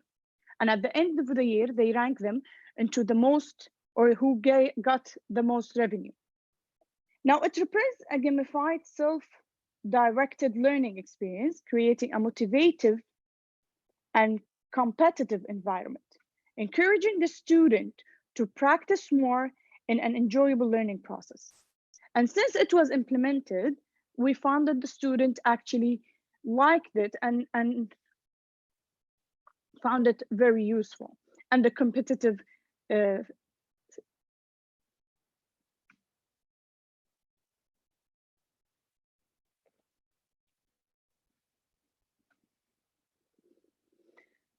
simulation, virtual reality, and augmented reality. Simulation training in dentistry is a core curriculum component, providing an opportunity for a student to safely participate and develop procedural skill according to defined standards or competencies designed by the faculty following the learning outcome or following the curricula design. Traditionally, we use the phantom heads with either natural teeth or synthetic teeth. The virtual reality simulation is increasingly being incorporated into dental curricula with the advantage of being able to standardize and replicate the procedure, in addition to reducing both direct supervision and consumable usage. Augmented reality is a technology that superimposes a computer-generated image on a user's view of the real world, thus provide a composite view. The gaming industry is predominant in the augmented reality because of the expertise brought by virtual reality development. The generation we are dealing with as our students are very comfortable with such technology because they are raised with it. So in dentistry, the superimposed virtual objects are usually obtained with a 3-dimensional X-ray scan, which are then manipulated. Most recent technologies have been developed that they can actually customize the software, so it doesn't have to be from an actual picture. The augmented reality, which is a software that provides a 3D visualization of any dental tool. As you see in the picture, we can use it as a dental syringe or handpiece or a scaler, whatever the procedure that you want the student to perform.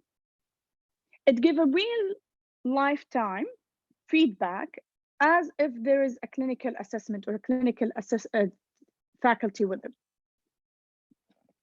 It's very useful in clinical cases customization and standardization and for the student to practice a mock-up exam or a mock-up board exam, and the instructor collaboration can be incorporated into the software. Here's a study to show how much of the augmented reality has been used with which specialty the most. And the majority goes to the orthodontics, followed by restorative, then then endodontics, and then implantology.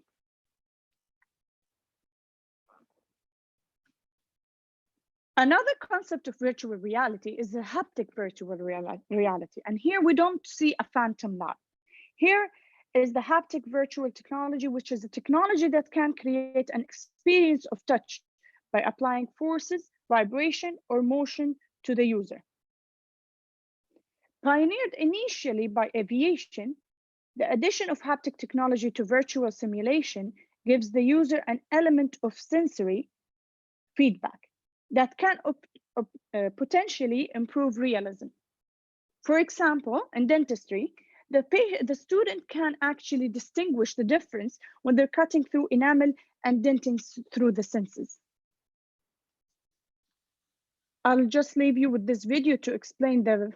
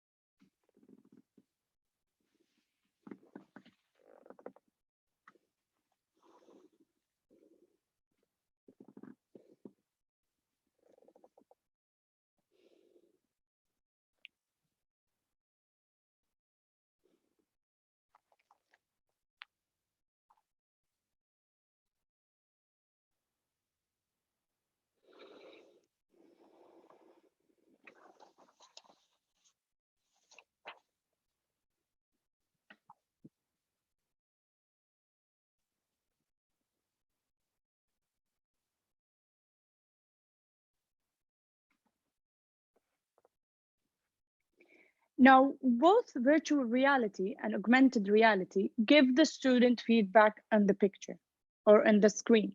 As in this example is an operative procedure or restorative procedure in which the student performed a class 1 cavity. So it does give them a feedback on the contour, on the convergence or divergence or the depth of preparation, whatever the criteria that we are evaluating through. And the student actually visualize what we are talking, or where the defect is, or what has to be improved. With the percentage with these numbers, actually they can run a statistics, or they can actually solve a disagreement if present between the faculty or the instructors. With the data generated through digital technology can help with the statistic, as I said, to give a significant impact on how dentistry is performed. The large data set will provide guidance to clinicians and enable machines learning and artificial intelligence in the future. A study done by the Leeds University, when they used the computer or the device feedback compared to instructor feedback and compared to the collaboration of both instructor and device feedback to give the student or to teach the student how to do a class 1 cavity preparation with composite restoration. Now, this graph shows the error when they finished the procedure. The highest error rate was with the device feedback, followed by the instructor feedback. And the best score with the lowest error was when both was integrated together. Another study where they did the same, and they measured the transferred data immediately and the retained data after 2 weeks. For the same device feedback, instructor feedback, instructor device feedback. And all the results suggested that the integration of both device and instructor gave the best result. Whether with the drilling time, and I would say with drilling time, it was intermediate. The device guided or the device feedback were the least, but compared with the error, then we take the best of both. The instructor device collaboration gave the best results with the intermediate time and the best or the least errors. So that says the technology alone cannot establish or improve clinical standard, and instructor input has to be there. More studies has been published through the last decade, and they all agree with the results that the virtual reality simulator offered benefits to staff or students. Also, that a combination of virtual reality and conventional method provide the optimum benefits. So the virtual reality simulation may be a valuable adjunct to with the instructor feedback. The last thing about technology I'm going to talk about today is the Tele Education. The Tele Education, which we're doing now, and we've been doing for the last month, it's driven from the term teledentistry, which is a term used when utilizing information and communication technology. The teletechnology has received more attention in the last decade in both the medical and dental field, with the potential of an easy, fast, and safe way to deliver and share information, in addition to promise of providing better, accessible, and quality healthcare services. There is also the teleconsultation, which has been running through the pandemic, in which the patient can access the dentist through a conference call. Now, there is many application and software available to choose from. Choosing for the right virtual meeting application is just like a puzzle.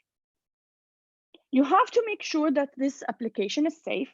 You can use your information or share the information safely and easy. Maybe the number of participants is a factor. The flow of the use or the easy of the use, is another factor. So you should invest in tool with more robust and advanced feature. In our school, when the pandemic arrived, or when it was announced as a pandemic, maybe we were the first to close our campus and conduct most online. The college team relies on virtual meeting apps to keep daily communication flowing. The technology becomes essential to day-to-day operation, such as hosting meetings, lectures, team, even graduation. Through the last month or so, or more, the college conducted 386 lectures with 100% of attendance for both undergrad and postgrad students. We had 13 virtual meetings, 16 consultation clinic, and 37 clinical exams. Without the presence of the technology or the open mind of our leadership, this won't happen and it won't go smoothly. And thank God, yesterday, the graduating batch finished the final exam and they graduated. So to wrap everything up, dental schools are a complex social system that depends on human capital. Thus, change to permit innovation also depends on the behavior of people. There will be always ambitious early adapters and a majority of late adapters, as well as true laggards who challenge each step forward. The digital era is simply here to stay. So maybe I suggest we all join it and try to cope up with. There will be always new challenges ahead. Thank you. Any questions, Dr. Saad? Thank you, Doctora, for your excellent and informative presentation. Yeah, we have a couple of questions. Sure. The first question is, what do you think the drawback of digital dentistry? The drawback, if you rely completely on it, as I said before, it's not the only way, or it can't be the only way to teach our student. It's very helpful, especially with the new generation, which their expectation is different than only a lecture that you're talking in front of them and just presenting papers. So just to cope up with that, technology is important. But as I said, it cannot be the only way. It has to be incorporated as an adjunct tool, not the only way. Okay. Second question is about cost-benefit ratio of digital dentistry. The cost is really high. Another thing is also that you make sure that they are in compliance with each other, that you don't get a software or a technology that won't be compatible with the others. As I said, in the patient system or patient referral system, it has to be basic and compatible with the others, the softwares that you are using. That's a thing that to consider. The cost, as I said, maybe it will be high in the beginning, but it's cost effective, because it will cut off on other costs. As I said, فلنفرض الphantom heads. We use these teeth and we order them and plenty, and the student themselves, sometimes they're not enough.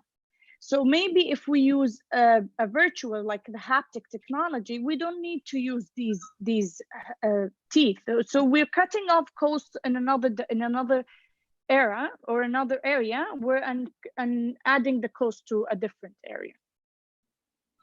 Okay. I hope this answered the question. Yeah. What is the advantage of robotics offer guided and 3D imaging and placement by trained dentists for implant? So from your point of view, adding robotics to the procedure, how it will add? I mentioned it here is just because it's a new technology that's been approved this year. Maybe it's more precise, but for me, myself, my opinion, a dentist, a knowledgeable dentist with the background experience is essential. It has to be there. Maybe the robotics is going to be as a guide or as a help or as an adjunct tool, but I still believe in a skilled dentist or implantologist, actually. Okay. Doctora, regarding the new software and hardware, the training only on-job training for the lab technician, for example, or those interested dentists. And I think the same thing for the student. You know, do you think we have deficiency in having a program or degrees covering this subject, you know, digital dentistry in general? Eventually, we should go in this direction because it's going, the whole dentistry is going in this direction in a really speed way. So eventually we have to go to establish as for my opinion, establish a specialty or a certificate or a training program for that.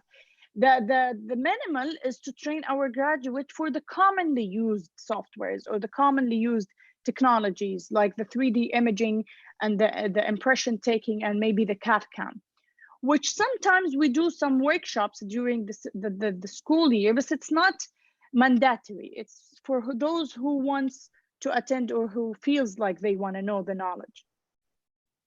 Okay, great. I think we all agree during this COVID-19 pandemic, we all realize the importance of virtual dentistry. So yes, what do you think about the future of virtual dentistry after the COVID-19 pandemic? Now we're doing this survey to see the input of our dentists in the Saudi to see what their idea of the teledentistry. But I'd see that the technology and the teledentistry maybe will be helpful in reducing the false referrals, maybe the waiting time for the patients and the shorten maybe the waiting list. By seeing the case prior giving the appointment, we would be able to direct it in the right direction, and maybe we will be able to provide some services to people in rural areas. So I see the technology of the teledentistry or the distance dentistry is here to stay. So I don't think that the pandemic gave us the chance to jump into this faster because we had some resistance before. But once they get used to it and it's been implemented, I don't think it's going to disappear. It's there to stay. It will help somehow, but maybe we'll find, as I said, some resistance from other people. But it has its benefits. Of course, the dentist is a must, but maybe with this technology, the patient can approach the dentist or approach the clinic ahead of time and be referred to the direct channel instead of visiting more than one dentist to reach the dentist that's going to be, or the specialty that's going to be covering his needs. Okay. The final question, I think, from one of your students, Sure. they're talking about there is a deficiency to student and newly graduate dentists to deal with CAD/CAM in a daily practice. Yes. How to overcome that, and why the college doesn't offer courses to improve their skills and keep them up to date? As I said just earlier, it's on a workshop basis. So sometimes they every year or a year and a half, sometimes 2 years, they conduct a workshop for CAD/CAM. It's available in the clinic, but most of the time, if they didn't attend the workshop, they won't be able to use it. Yes, it is a shortage because it's not part of the curricula and it's not part of the intended learning outcomes. Once it becomes an intended learning outcome, the training would be a mandatory thing for our graduates. Thank you very much, Dr. Rasha, for Thank you. your really informative lecture, you know. Thank you. And sorry for disruption. I was disrupted a couple of times with my kids. I lost where I was and what I was saying. So I'm really sorry for that. It went fine. Thank you very much. We are looking really forward to meet you, inshallah, soon. Thank you, inshallah.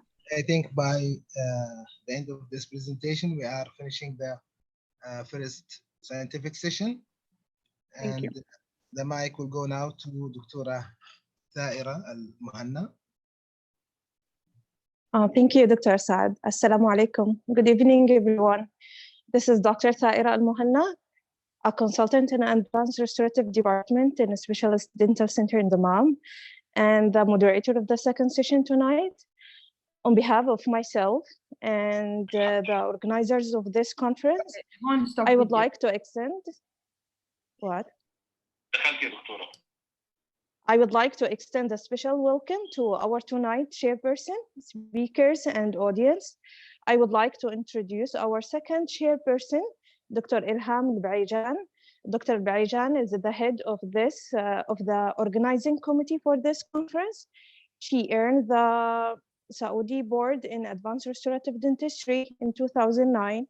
Currently, Dr. Al-Baijan is working as a consultant in Advanced Restorative Department in a Specialist Dental Center in Dammam. And she is an instructor in the Restorative Board program and deputy of the intern training program. The mic is yours, Dr. Ilham. Let's welcome her. Assalamu alaikum. Shukran, Dr. Thaira, for this beautiful introduction. Hi, everyone. Hello. Welcome again. Please allow me to welcome our second speaker, the fourth speaker for tonight, Dr. Lamis Bunasif. Dr. Lamis is graduated from King Saud University College of Dentistry. She is a consultant in restorative dentistry. She's an owner of Artal Dental Clinic, Al Khubar, a former consultant at Imam Abdurrahman National Guard Hospital, Dammam, feasibility study advisor and coach for dental entrepreneur projects. Welcome, Dr. Lamis, and the mic is yours. السلام عليكم. مبارك عليكم الشهر جميعا.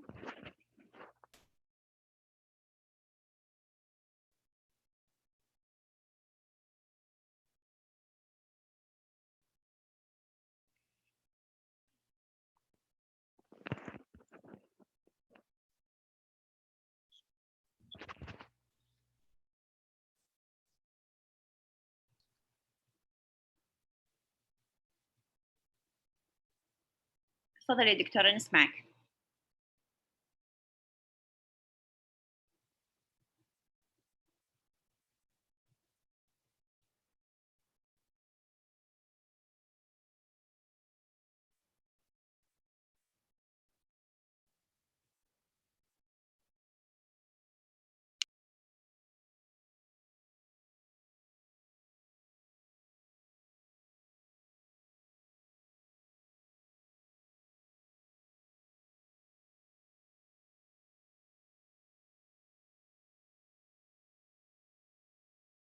كليك يمين هايد بريزنتر فيو دكتور.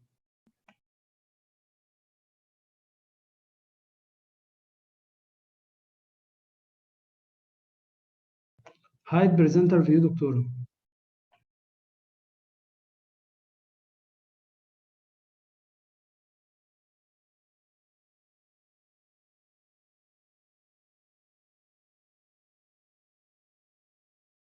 بس دقائق من فضلك.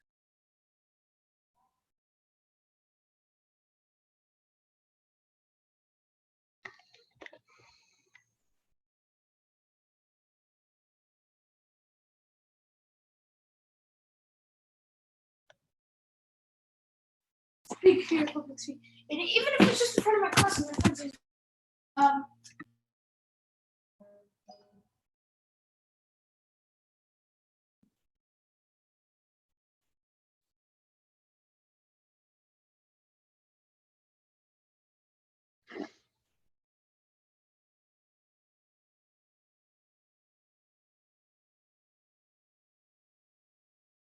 Open mic دكتورة.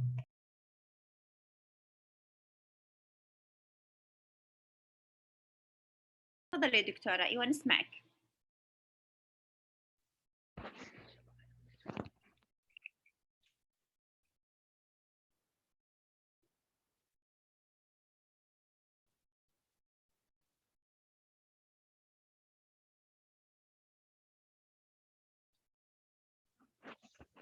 السلام عليكم جميعا. سامعيني؟ بوضوح دكتورة تفضلي. معلش عذرا. مبارك عليكم الشهر إن شاء الله. علينا وعليك يا هلا والله. First of all, I would like to welcome my colleagues attending this webinar today. I would like to thank the Dammam Specialized Dental Center for giving me this opportunity. It's truly an honor. Today, we will go back to the beginnings when we sit with ourselves and ask, is private for me? Do I really have what it takes to work in private or even be a private practice owner? The goal of the lecture today is first of all to challenge and encourage you to step out of the box and ask yourself these questions. The second goal is to help and guide you answer properly. So the title of our lecture today is Private Practice Planning. For those who don't know me, I've been in private for quite a while now. I work in my private clinic, Al Dental Clinic in Al-Khubar. These are some photos from our daily practice and some friendly smiles from Artal. So, how many of our attendees today thought of having their own private practice at least once? How many think their practice could be successful?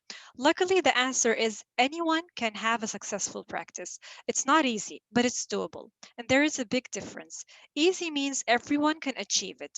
Doable means whoever puts enough time, effort, heart, work can achieve as anything else in life we can plan and work hard for. So let's begin, step out of the box, and see the outline of our lecture today. Topics to discuss: definitions, personality traits of entrepreneurs, how do entrepreneurs work, goal setting, which comes first, business plan or business model, introduction to writing a business plan. What is an entrepreneur? An entrepreneur is an individual who creates a new business, bearing most of the risk and enjoying most of the rewards.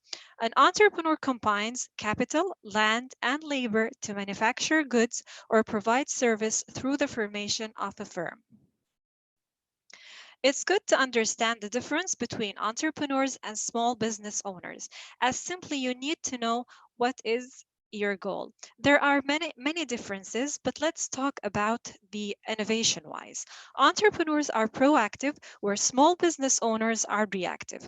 A proactive personality is a personality that seeks finding and defining new ideas to create new services. They are good at making trust relations, appreciate others and learn from them, and always create goals. A reactive personality is a personality that accepts things and always waiting to be taught. They function out of habit and do only enough. They also have veneer relationships and accept goals. Regarding motive, entrepreneurs are passionate about ideas. Owners concentrate mainly on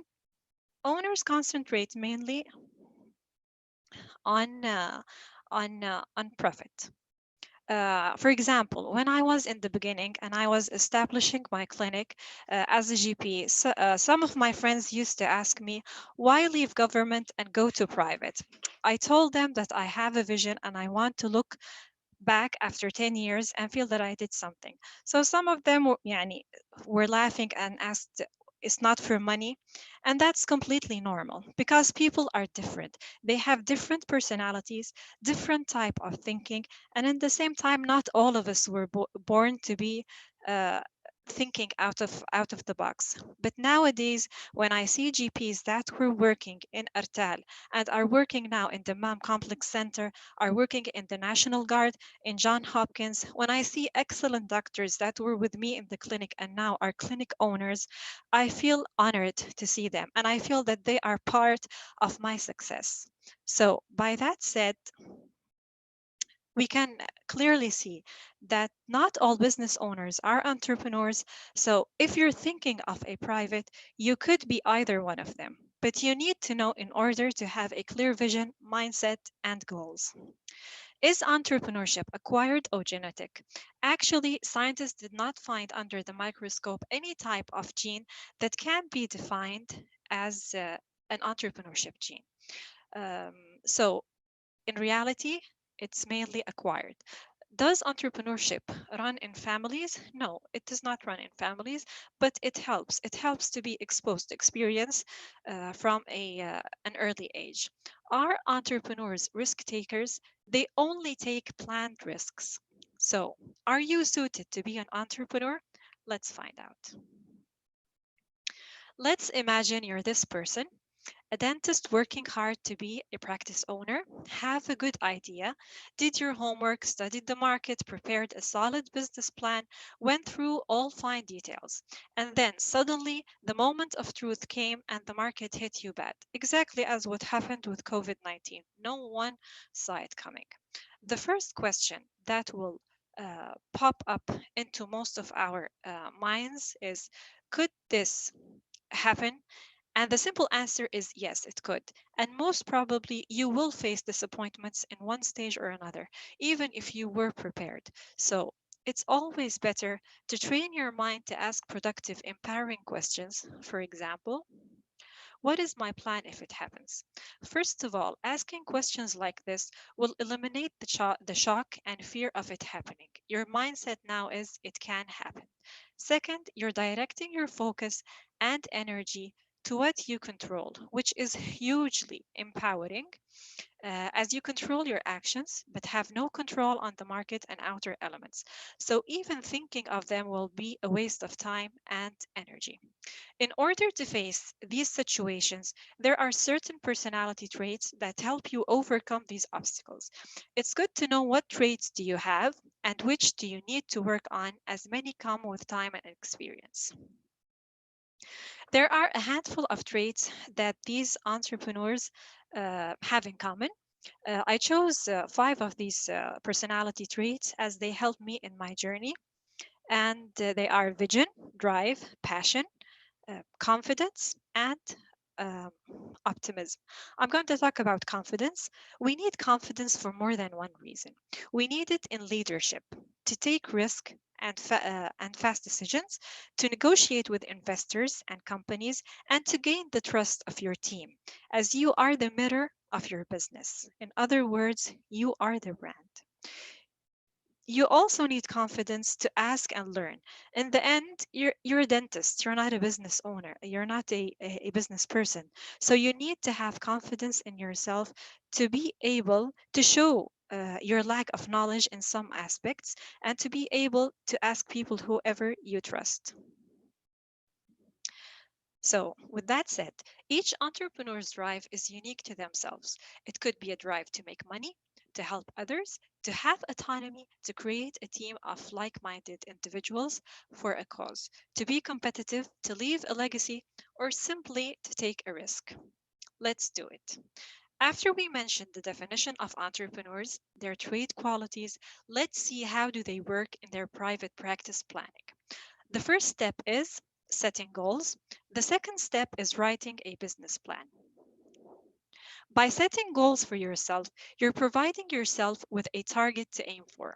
A SMART goal is used to help guide goal setting. SMART is an acronym that stands to specific, measurable, achievable, realistic, and timely. Specific means well-defined and clear. For example, you can say, I want to open a clinic. This is not a specific goal. It's a desire, or it's an intention more than a goal. I want to open a clinic, have a good patient flow of 4,000 new files in the first year. Now you have a clear specific goal, which helps you function in a strategic way. Measurable, to be able to measure your progress in order to know if you reach your goal. For example, I want to open a clinic, have a good patient flow of 4,000 new files in the first year, and I'm aiming to have 300 monthly new files. After determining our main goal, we can easily break it down into simple goals. Divide the number by 12 and get 300 monthly files. So by the end of the month, I will review my numbers and see, was I above or under the estimated expectation? And accordingly, I can modify. Achievable. It means to be attainable and not impossible to achieve.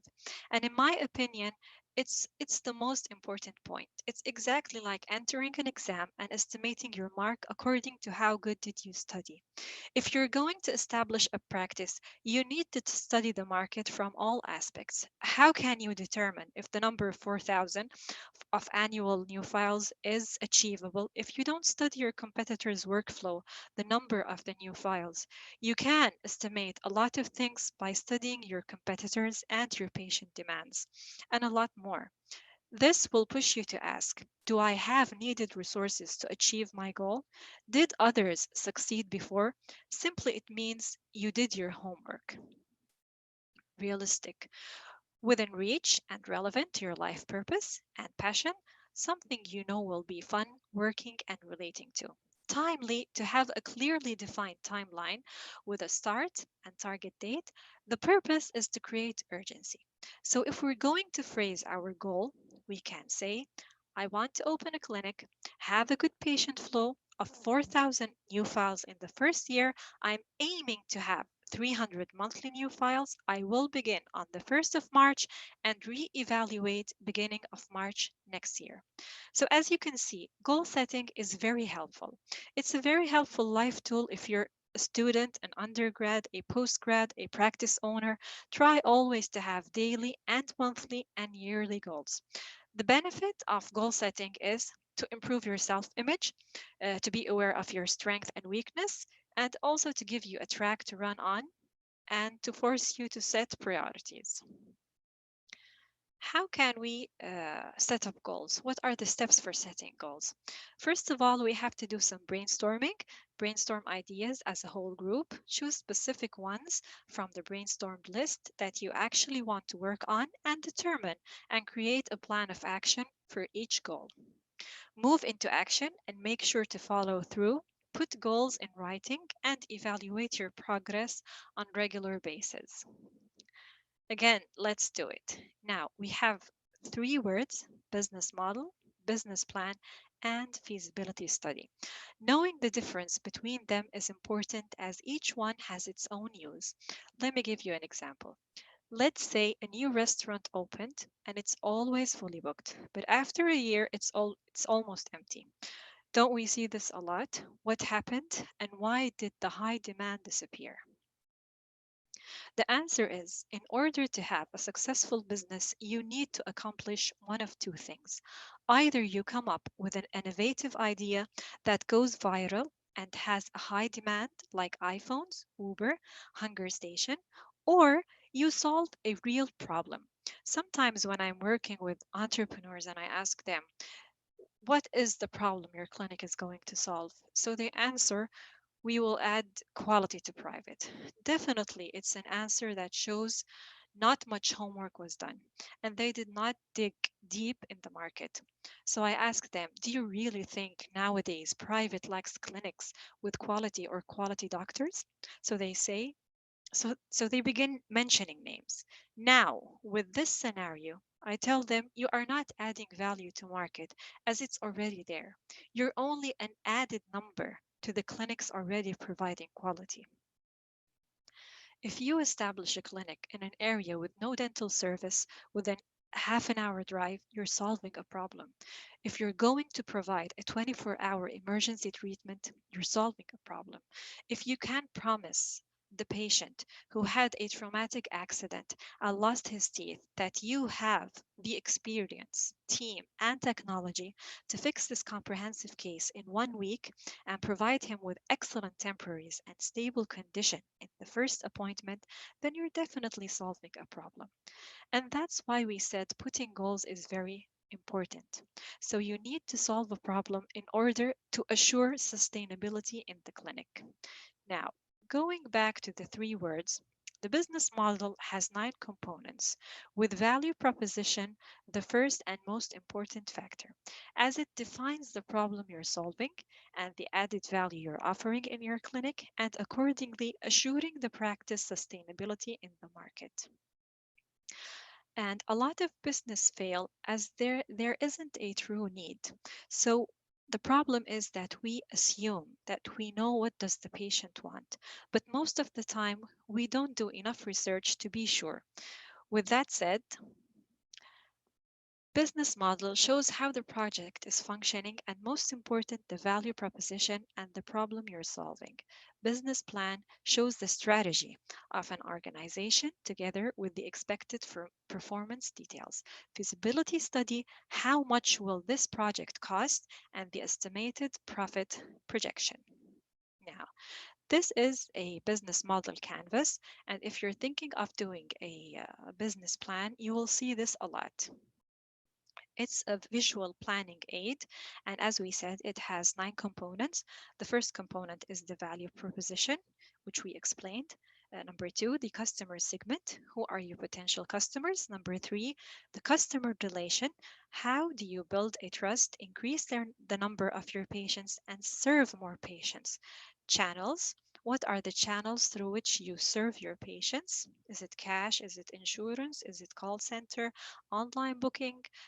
Emergency? Number 5, key activities. All the activities needed to establish and run your clinic. Number 6, resources, and they include machinery, dental units, human resources, material, and technology. Number 7, your partners. And we have a lot of partners in dentistry, mostly the governmental partners like the Labor Office, MOH, Saudi Council, CCHI, and GUSI. We also have material companies and suppliers, IT systems, medical waste companies. Number 8, cost. You need to know your cost, the direct and the indirect. Number 9, revenue, which means from where are you getting your cash and your profit. So this is the business model canvas, and it usually comes before the business plan, and you need to review and upgrade this canvas periodically. And I think it's very beneficial if you try doing it as a team brainstorming activity with doctors, sometimes with your assistants or the reception and the management, as you will get a huge amount of information.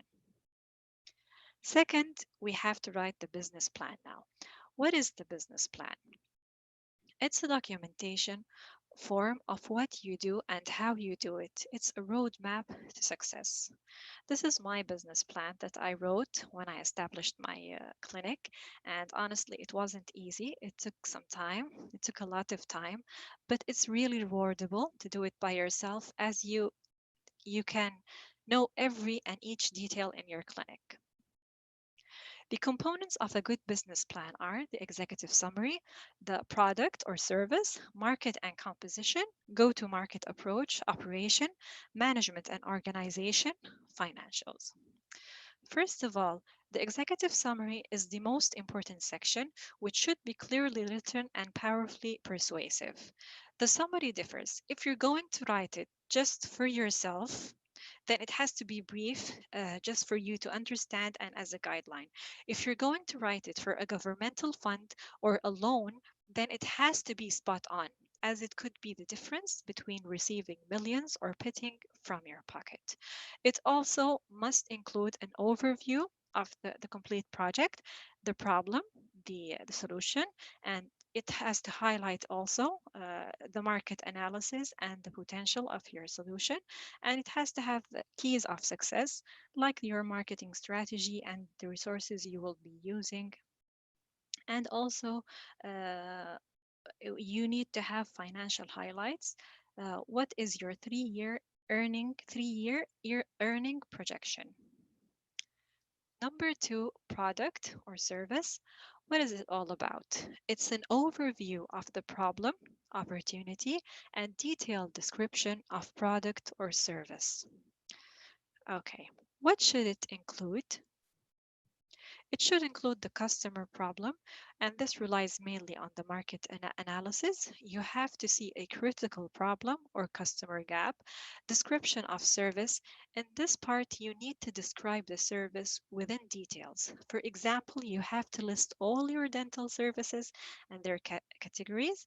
For example, preventive, restorative, prosthetic, and how will these treatments be applied according to the treatment plan or by visits. You need to also mention the future services that you're going to add later on, or specialties, and always try to write it in a simple language and avoid technical words, and try to support it with the diagrams. Number 3, the market composition. What is it all about? It's a fact-based answer. How big is the opportunity and foundation for go-to-market approach? What does it include? It includes 2 components: the competitive analysis and the market analysis. Competitive analysis is a strategy to define your major competitors and research their products, sales, and marketing strategies so you will have an added value over them. And you can do that by identifying your competitors first and by checking the website, identifying their market position. You can also take a peek at their pricing and review their social media.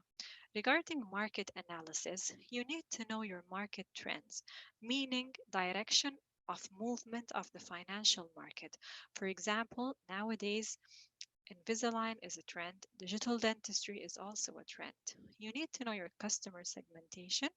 Before, customer segmentation was by age, gender, location, socioeconomical status, but nowadays it's by persona.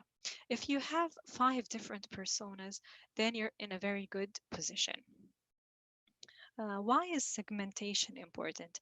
It's important because as a startup practice, you have limited assets and capabilities and resources. And this limitation is suitable for serving some segments, not all the segments. Go-to-market approach. What is it all about? It's about growth strategy and plan to achieve it, sales forecast, and its relevant breakdown. Marketing is a huge word. If we want to simplify, it's solving a problem in a profitable way. The go-to-market approach explains how the startup will capture the opportunity.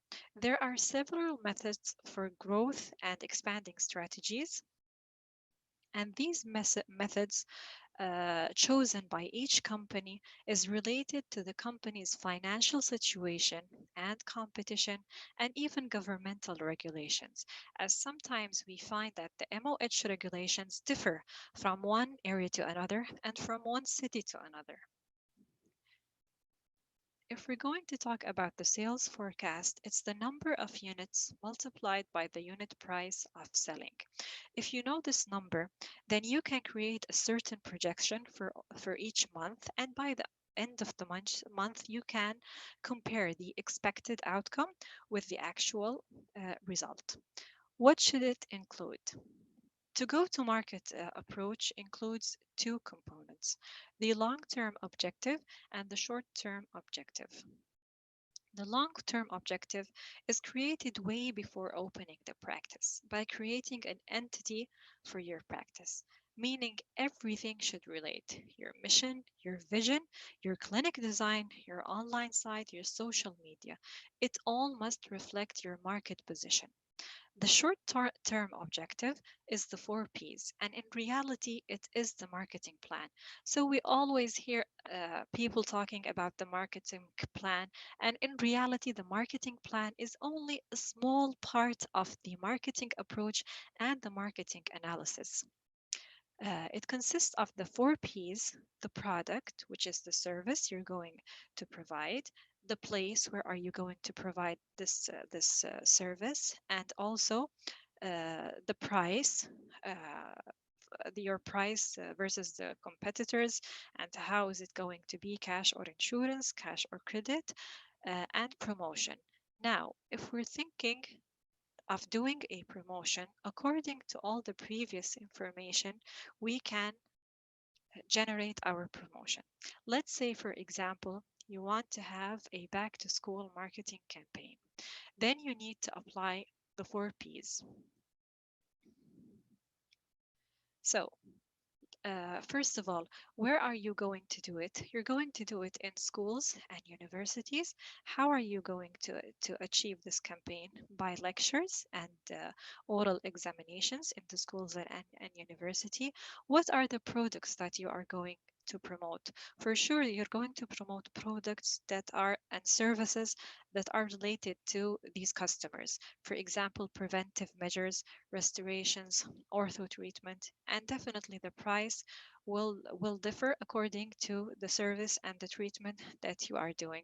These are one of our campaigns that were done in the clinic. It was back to school, and it was done in the university and also in several schools, and it was done with the Ministry of Education. Operation. What is it all about? The many details of covering input into output that customers value. So it's converting inputs into outputs that customers value. What should it include? It should include description of critical business operation, like support service, the HR, the accounting, the IT, the legal. So you have to have job descriptions for all the employees you have in the clinic, very clear job descriptions so that the work will go on smoothly. It also has to include the production. If you have any production, it has to have a production chain or operating chain.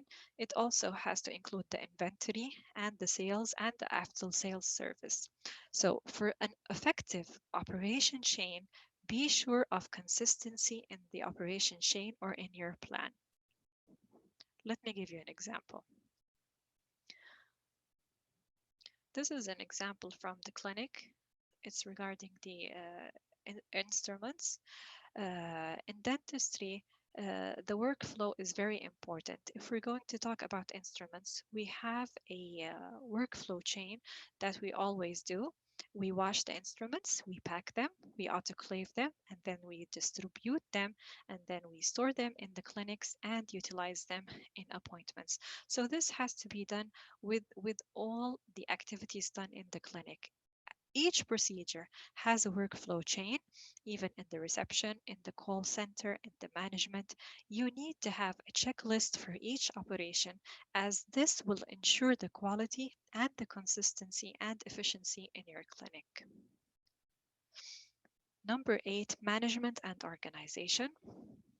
Without the right team, none of the other parts of the business plan matter.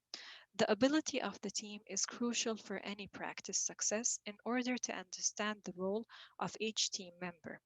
The organization structure is a must, as it shows the hierarchical relationship among employees. So for a solid and attractive management and organization section, we need to highlight relevant team management experiences, and it's very useful to put the full resume of the management team in the appendix. This is an example of a dental clinic organization structure. As you can see, it begins with the owner. Then we have clinical and non-clinical employees. Definitely the clinical are the specialists and the GPs, the assistants and the infection control officer. The non-clinical may be the administration, accounts officers, and the housekeepers. Number 7, financials. What is it all about? It's a presentation of expected financial results, assurance of validity of financial planning for the business. What should it include? If you're going to buy a running practice, then you need the audited historical financial statements. If you're going to establish a new practice, you need the projected financial statements.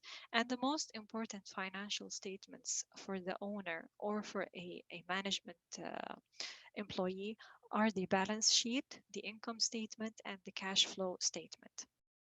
It's also very important in the financial section to identify the risk assessment and the amount and purpose of funds if there are any funds.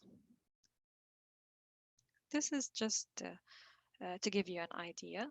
This is an income statement, and it summarizes the revenue and expenses over a certain time. This is the cash flow statement, and it's very important. If you have positive cash flow, that means that the inflow is more than the outflow. If you have a negative cash flow, that means that the outflow is more. And bank bankruptcy is when no inflow is happening to feed the outflow.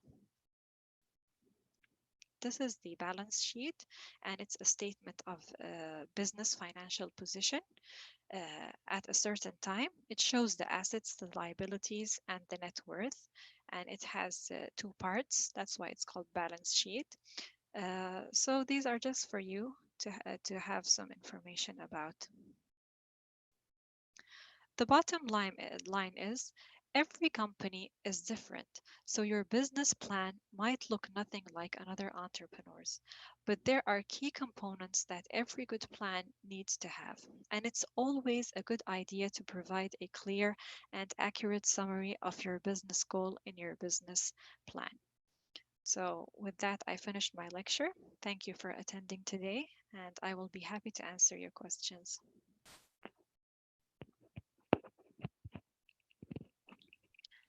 Thank you, Dr. Lamis. It was really, really interesting, great, and informative. I enjoy it myself. Thank you. I have multiple questions here. Inshallah, we will have a good time in answering. Okay. Dr. Lamis, did you find any difficulty to practice in your private work?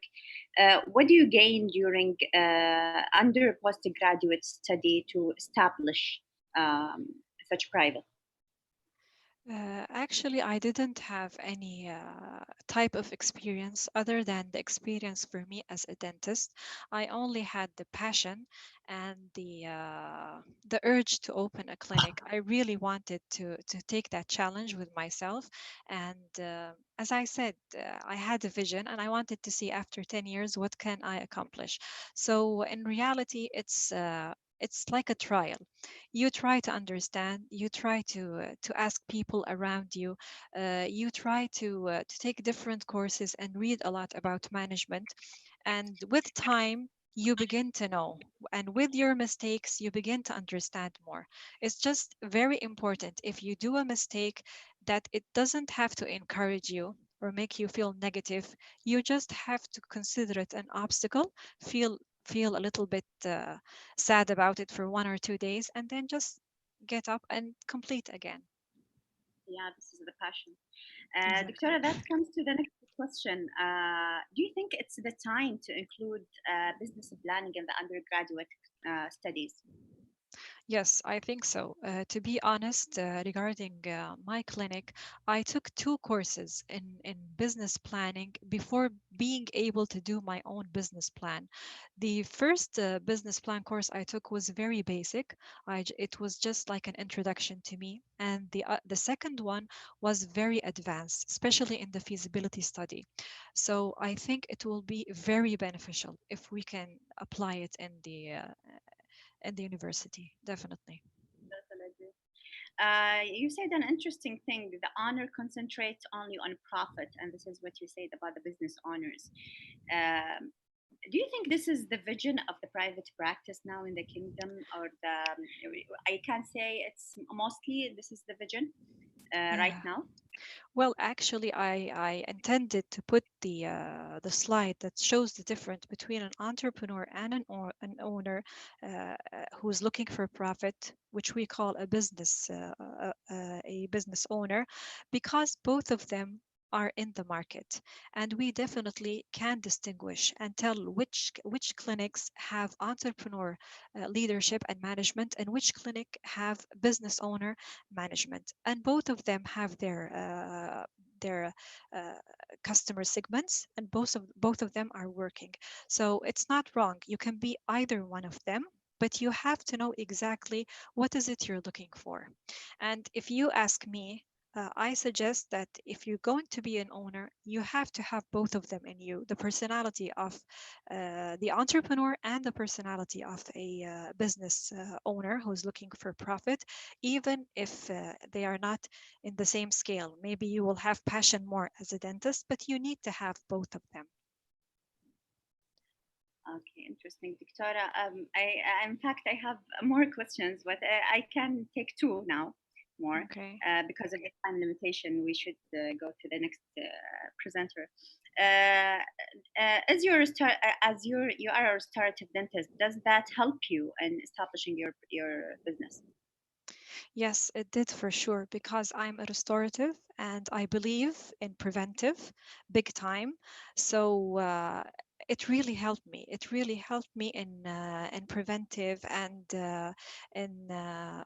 in the hygiene measures in the community. For example, we always put offers regarding scaling and hygiene, because I feel that this is something for the community. You need people to understand the importance of the hygiene and prevention. It's not just about drill and fill, it's about the basics. So definitely being in the restorative department or being a restorative dentist helped me a lot in this vision.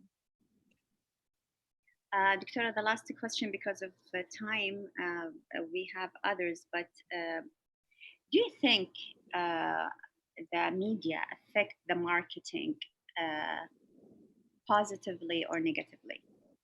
Definitely the media is affecting, but the good thing is if we have any negative, we also do have positive, and we have a lot of examples of doctors with very positive and good accounts. And what I wish is that whenever we see something that is not good on the media, don't give it more than its real size. Don't emphasize it. Just put it away and just concentrate on the good and try to show others the good that we have in the media and in the private dentistry and in also the public dentistry. Thank you, Doctora. We are so honored to have you with us today. Thank you for this informative lecture. Unfortunately, we can't go for more questions. We need to go to our second presenter. Thank you, Doctora Lamis. Thank you very much, and sorry for the what happened in the beginning. Thank you. Thank you. Now, let me please welcome Doctora Ala Sangura. Doctora Ala she has a Master in Public Health and Health System and Quality Management from Saudi University for Health Science at National Guard, Riyadh, Saudi Arabia. Bachelor degree in field of general dentistry from King Saud University, and online IHI course during summer 2018 for quality and patient safety. She worked as a general practitioner dentist and quality manager at Anayal Dental Clinic in Riyadh, patient experience department manager in Kingdom Hospital 2019 in Riyadh. Welcome, Doctora Ala.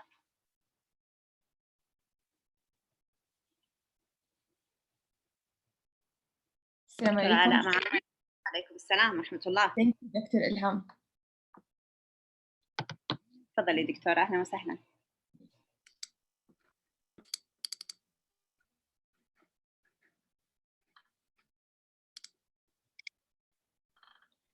Okay. So first of all, Ramadan Kareem for everyone. And I hope everyone is safe and staying at home. This is a great opportunity for me, as it's my first time to attend a conference as a speaker. And I wish everyone is gonna be interested with the subject that I'm gonna talk today. So today we're gonna talk about how safe is dental care, a systematic scoping review that was done in my master thesis. Our outline for today, we're gonna talk about the introduction, the methods, the results, discussion, the conclusion, and the current recommendation and future directions, and the acknowledgements. First of all, we're going to talk about the background, the rationale, why we're going to talk about the safety in dental clinics, what are the aim and the objectives. Now, the quality of dental care demands patient safety as a fundamental element. The emphasis on patient safety is essential in healthcare provision, especially in dentistry. What is a patient safety? Patient safety is the absence of preventable harm to a patient during the process of healthcare and reduction of risk of unnecessary harm associated with the healthcare to an unacceptable minimum. This is from the World Health Organization. First, do no harm. It is evident that the doctors are not supposed to expose the patients to any harm. Healthcare providers and facilities are expected to be acquainted with the basic knowledge and skills on patient safety. The execution of effective safety measures aims to minimize the occurrence of any adverse events. In dentistry, highly technical procedures and tools used by dentists, which may bring harmful consequences for patients, such as laser, surgical operations, and different tools that we use. Pansar Carson Stephen, he reported that 3 to 17% of patients admitted to healthcare centers are susceptible to safety incidents, and 10% of inpatients, they experience harm. Now, the damage and accidents experienced by dental patients tend to be much lower than any other type of healthcare. But due to the sophistication of dental practice, dentists should know that dental accidents are numerous and repetitive because the probability of occurring of adverse events are much higher. Accidents and injuries can be from dentists to patients and vice versa. Sometimes we can harm the patient by accidents using the drilling or by using the laser or anything, or maybe from the patient himself. If the patient, he came to us, he have any infections, we may get infected. The WHO has endorsed diverse strategies of establishing a patient safety conditions in the international environment of well-being. However, the efforts in the dental field have been viewed as underdeveloped in comparison with the entire medical sector. Now, intervention measures to improve the dental care. Now, if I want to improve any dental care from the patient safety perspective, what we need to do is first, to look at the contemplation of the situation encountered in the dental system before initiating any measures. By evaluation the adverse event that is encountered in the past by checking random medical records, for example, for the last year. Number two, highlighting of all the requirements that are supposed to be filled by all the dental care staff, such as training, to confirm the acculturation and to narrate their encounters.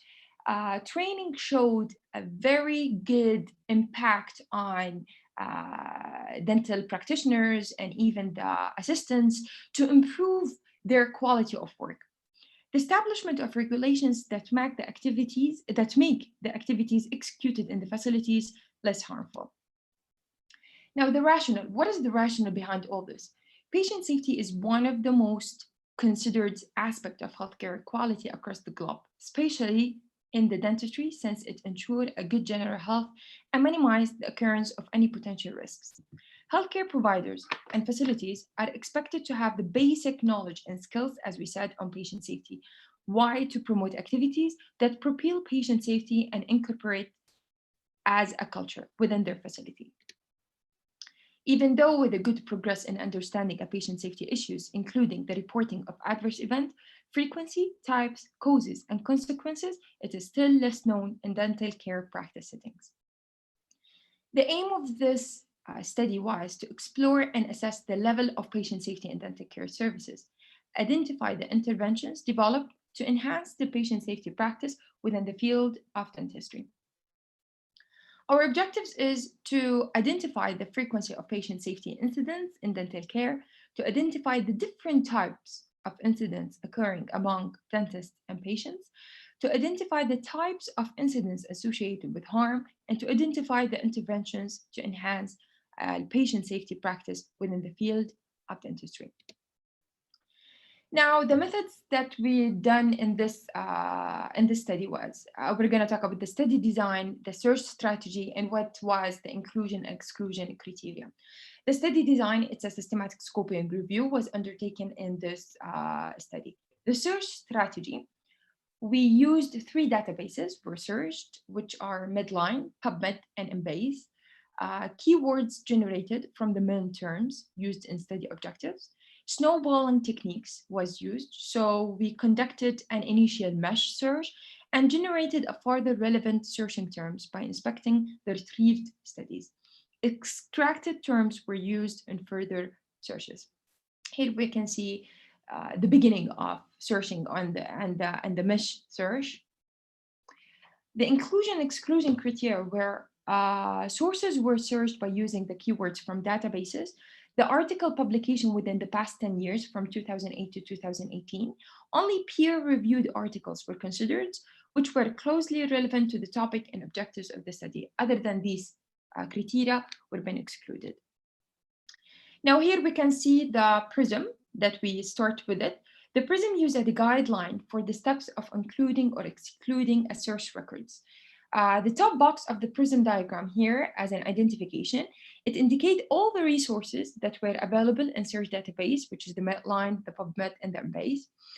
Now, as we can see here in screening, the initial search elected a total of 385,622 sources. Citation of the most relevant articles was saved in Mphil. Duplicate records were omitted, and the sources were compared according to the selection criteria: year, relevance, peer review, resulting in the elimination of the majority of the sources, a retention of only 399 articles. The decision was arrived through a brief scanning of the article titles and abstract to gain understanding of the content. As a result, sources not and addressing the study objectives were excluded, then 30 of them were excluded for the analysis. What we find? We're going to talk about different things: the numbers, types, and settings of studies reviewed, frequency of incidents in dental care, the types of incidents associated with harm, and interventions to enhance the patient safety practice in dentistry. Starting with the number one. Now, when we use our search databases, we found that most of the articles were from PubMed, about 60%, and Embase were 23%, and for the Medline were 17%. The types of articles included was 77% systematic review, systematic scoping review, and retrospective review, 7% observational studies, and 10%, which is only 3 articles, survey results, cohort study, 3%, and case presentation, 3%, or only a 1 article. Now, this is our master table after we put all the articles that been included and the main صادق.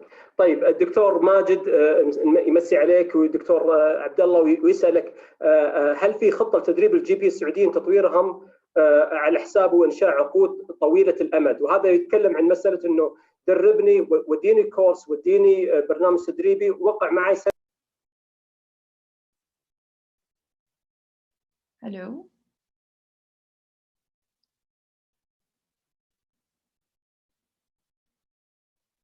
الو عذرا منك دكتوره، دخل زي الدكتور الثاني على الخط. تفضلي، عذرا منك، اعذرينا. It's okay. So here our master table, after we include all our articles and the main findings for each article. Now, the frequency of incidents in dental care, here it's quite impressive. Now, what we found that most of the reported incidents were from the unqualified technicians and students. The unqualified technicians were 79% reported incidents, and the students were 80% of incidents from students. Then it goes to the dentist by 41% and the general practitioners by 27%. Now, the types of the incidents, which was first, the 45% of accidental injuries, it was by accident. Then it goes to the surgical errors by 21%. Then the tooth uprooting 13%, the misdiagnosis 12%, and ingestion or inhalation of foreign objects by 9%. Now, the incidents associated with harm that cause harm, as we said, that unqualified dentists had or achieved the highest percentage by 23%. Most of them, or most of the incidents, were from negligence, 18%, poor guidelines, 16%, and miscommunication by 15%, misdiagnosis 13%, and lack of cooperation by 15%. Now, what are the interventions to enhance a patient safety culture in dentistry? Now, we can do a safety checklist as the one that we do it in surgery, comprehensive surgical safety system, proper communication between the patient and the doctor, which is really, really important. And it shows that the communication is a great element to understand what the patient really needs. Treatment framework and a leadership can reduce the number of errors by motivating their teams and let them focus on the goal what we're achieving. Now, the majority of the articles analyzed in this scoping systematic review, most of the incidents go unreported due to lack of proper supervision and due to the independent dentists who are not regularly monitored. And that's why it is important to enhance the just culture in our dental practice, not in only dental practice, in all hospital care sectors. We need to eliminate the punish system, which is if you're gonna do an error, I'm gonna punish you, which is until now, unfortunately, it happened in some hospitals. And we need to emphasize on the just culture in our healthcare sectors. Now, the frequency of patient safety incidents in dental care. Sari, he did a routine reporting system of incidents in large hospitals in England. Though the occurrence of adverse event was found to be 230 in 106 admitted patients, which is 22%. This system of reporting adverse event was also considered poor. The actual number of incidents cannot be retrieved from literature because of difficulty in accessing database, which was the first thing that happened to me. Unavailability of the proper channel to publish records and lack of resources, which report frequency of incidents in dental healthcare. Billings said, argued that even the 20 years reporting of NASA's records of incidents were unstructured. It was evident from the reviewed studies of dental care that most of the reporting was from students and unqualified technicians who had higher chances of error, followed by general practitioners. Joyal said, from the types of incidents perspective, procedure errors, treatment planning, accidental inhalation or ingestion of objects, wrong side, as some common occurring incidents in dentistry as well in primary healthcare. Vermeer said, miscommunication as an adverse event in hospital. Results of the studies shows that the practice of hiding injury information to avoid cancellation of a license is common among most of the dentists, despite the fact. Republic of South Africa, what they have done,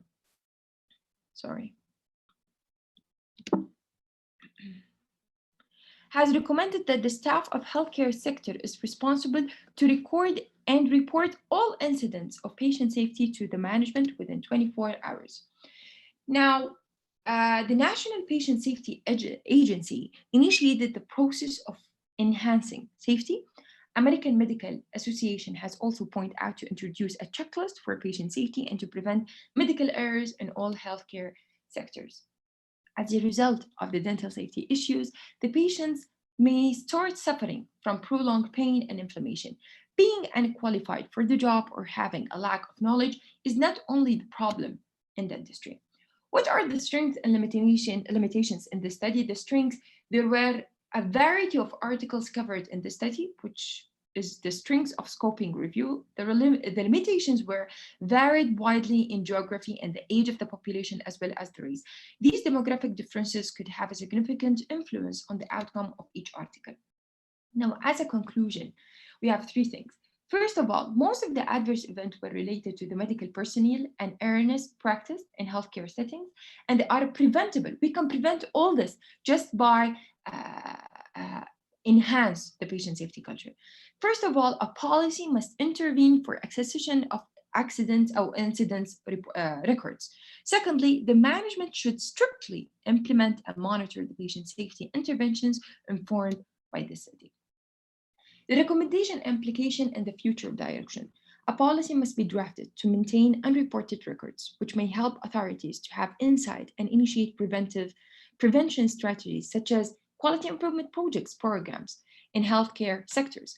Training should be provided to healthcare professionals in terms of knowledge and expertise in patient safety. Proper guidance and monitoring to healthcare personnel. Future recommendations, we need to promote patient safety in healthcare settings. Management should initiate those steps and make follow-up strategies to ensure the implementation. And thank you so much for listening. Thank you so much, Dr. Ala. It's a very important subject. patient safety is a very high important subject to be taken into consideration. It starts from the patient entering the dental clinic, and it's a very important issue to discuss here. There are several questions, Doctora, here. Do you think a questionnaire or a survey considers a reliable research procedures? As a beginning, yes, it is the first step that we can do to collect the patient's concerns from their perspectives, how we can enhance our practices and how we can enhance the patient safety culture in our dental practices. Yes, for sure. What I understand, Doctora, that the data was collected from or based on dentists or GPs, or what about the construction of like the dental clinic or a dental center, or starting from, let's say, the parking area? Is that considered a patient safety also? True, true. You know, the second study that should be done is, as we said, if we do this kind of survey, we can collect all the patient's concerns, or we can say it as a patient experience. From my background, we can highlight the things that we need to consider in patient safety culture, starting from parking until the end of the visit. Yeah. How can we encourage reporting, Doctora? This is what think that let's say the reporting or an incidence report whenever there is a problem happening, إلى الآن, as you said in your lecture, that we have a punishment strategy or policies. Sometimes maybe we don't have it, but sometimes people are afraid from it. Some like in private sector, let's say. How can we change this type of perspective in dentist and dental assistant and either the receptionist? First of all, we need, as we said, a leadership. The leadership is the one who's going to motivate everyone in the team. And he's gonna let them focus on the goal, which is, as we said, the just culture. Just culture means even if you did an error or a mistake, I'm not gonna punish you. Bilaks, everyone gonna learn from this mistake. But if you're gonna do the mistake again, it means there is something. But as a punishment system-wise, which is until now, I can see it, even in my hospital, it's not a good way, because it increased the number of errors, number one. Number two, the reputation of the hospital becoming down. And number three, no one gonna trust us. That's why if I need my dental sector, or let's say private dental, let's talk about the private dental sector. If I need my private dental sector to be a trend and number one beyond all other private clinics, I should first engage all my team together, put a leadership to let them focus on our goal, that we need to enhance the patient safety culture and the just culture in our practice. Number three, that even if you did an error, you're welcome. It's okay. We can learn from your errors. Again, we need to do an annual meetings, let's say for a monthly or quarterly, just to check about our errors. Where are we now? Where we can do in future? How we can to improve, and how we can eliminate these errors in futures. And training so is too. there any of those incidents in Saudi Arabia? I cannot understand. What? Sorry. Is there any database of errors conducted by dentist, dental assistant in Saudi Arabia? Is there any database that can calculate or we can refer to? You know, until now, no. That's why one of the recommendations was to start collecting data about the incidents that we wanted. That's why that was one of the elimination that our struggles that I face in the beginning of this research. And I have a question like I asked Dr. Lamis. Do you think that we have an undergraduate education regarding patient safety now? Unfortunately not. That's why, by the way, I'm a dentist background. my master thesis in health system and quality management.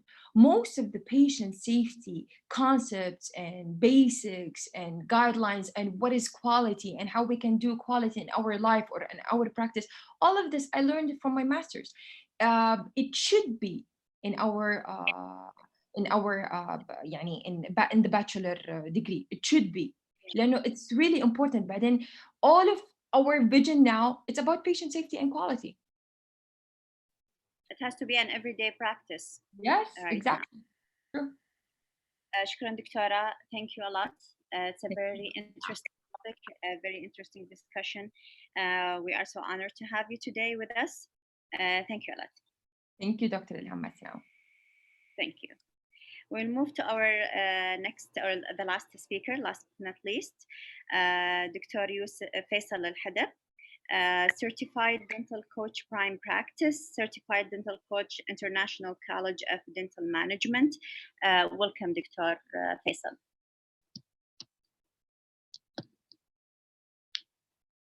معنا دكتور. السلام عليكم ورحمة الله وبركاته، يعطيكم الصحة والعافية. كيف الصوت؟ إن شاء الله واضح عند الجميع.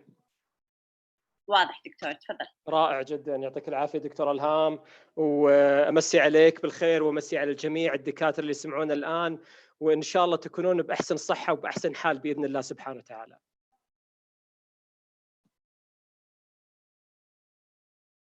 ممتاز، أنا بس قاعد أحاول نشوف شير سكرين. أوكي.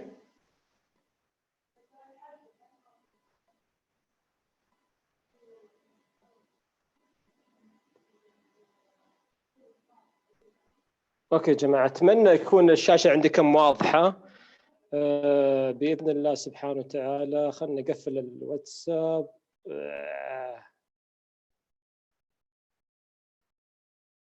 اوكي طيب، اعتذر منكم بس انه الان فتره المقابلات الشخصيه حقت البورد، النتائج توي تطلع حقت البورد والجميع مستانس وفرحان ما شاء الله تبارك الله. بس ماني عارف ليش مش راضي يروح على المحاضره مود. اوكي. طيب يا جماعه، الصوت واضح عندكم الجميع؟ جدا واضح دكتور، تفضل. ممتاز. محاضرتنا اليوم بتتكلم عن الاي زون والاي زون.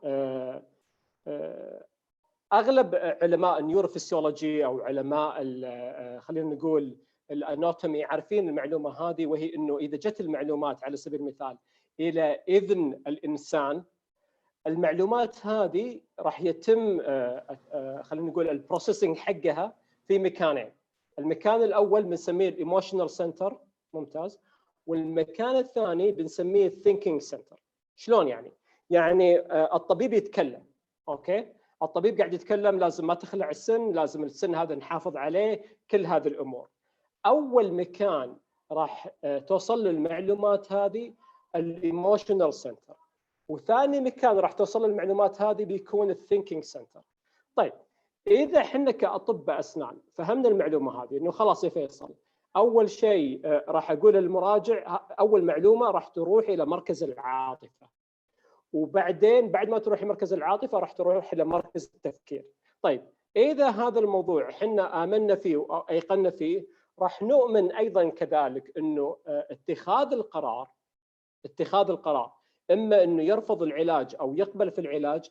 اتخاذ القرار راح يتم رقم واحد في مركز العاطفه، ومن ثم يتم تبريره في مركز التفكير. فاذا المراجع قال والله اوكي انا والله ماني مرتاح للطبيب هذا، الطبيب هذا شكله يبي يدفع قصد المرسيدس او يدفع قصد الفيراري حقته، اوكي؟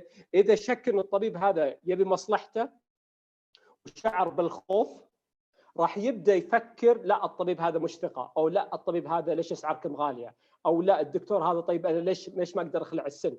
فهنا تجي الفكره، فالمراجع يشعر اولا ومن ثم يفكر ثانيا. ممتاز. فاغلبنا يعتقد انه اتخاذ القرارات تصير من مركز التفكير، لكن النيوروفيسيولوجي قالت لنا لا، او النيورو اناتومي قالوا لا يا جماعه، اتخاذ القرارات تبدأ أساساً في مركز العاطفة ومن ثم تنتقل إلى مركز التفكير.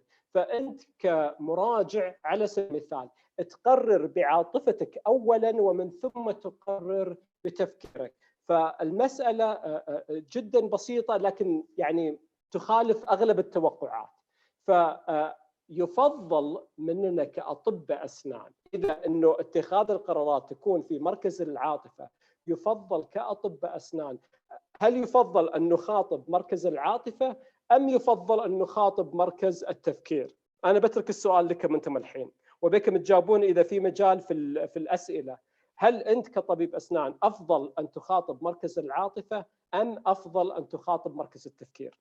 إذا أن آمنا بالله أنه خلاص مركز العاطفة هي المقرر، هي اللي يتخذ فيها القرارات. أوكي. فنصيحتي لأغلب الأطباء أنكم تركزون على مركز العاطفة ولا تركزون على مركز التفكير، لأنه اتخاذ القرارات كلها تتم في مركز العاطفة. كناس أو كبشر أو كبني آدميين في عندنا شغلة نسميها تو زون كوميونيكيشن. شنو يعني؟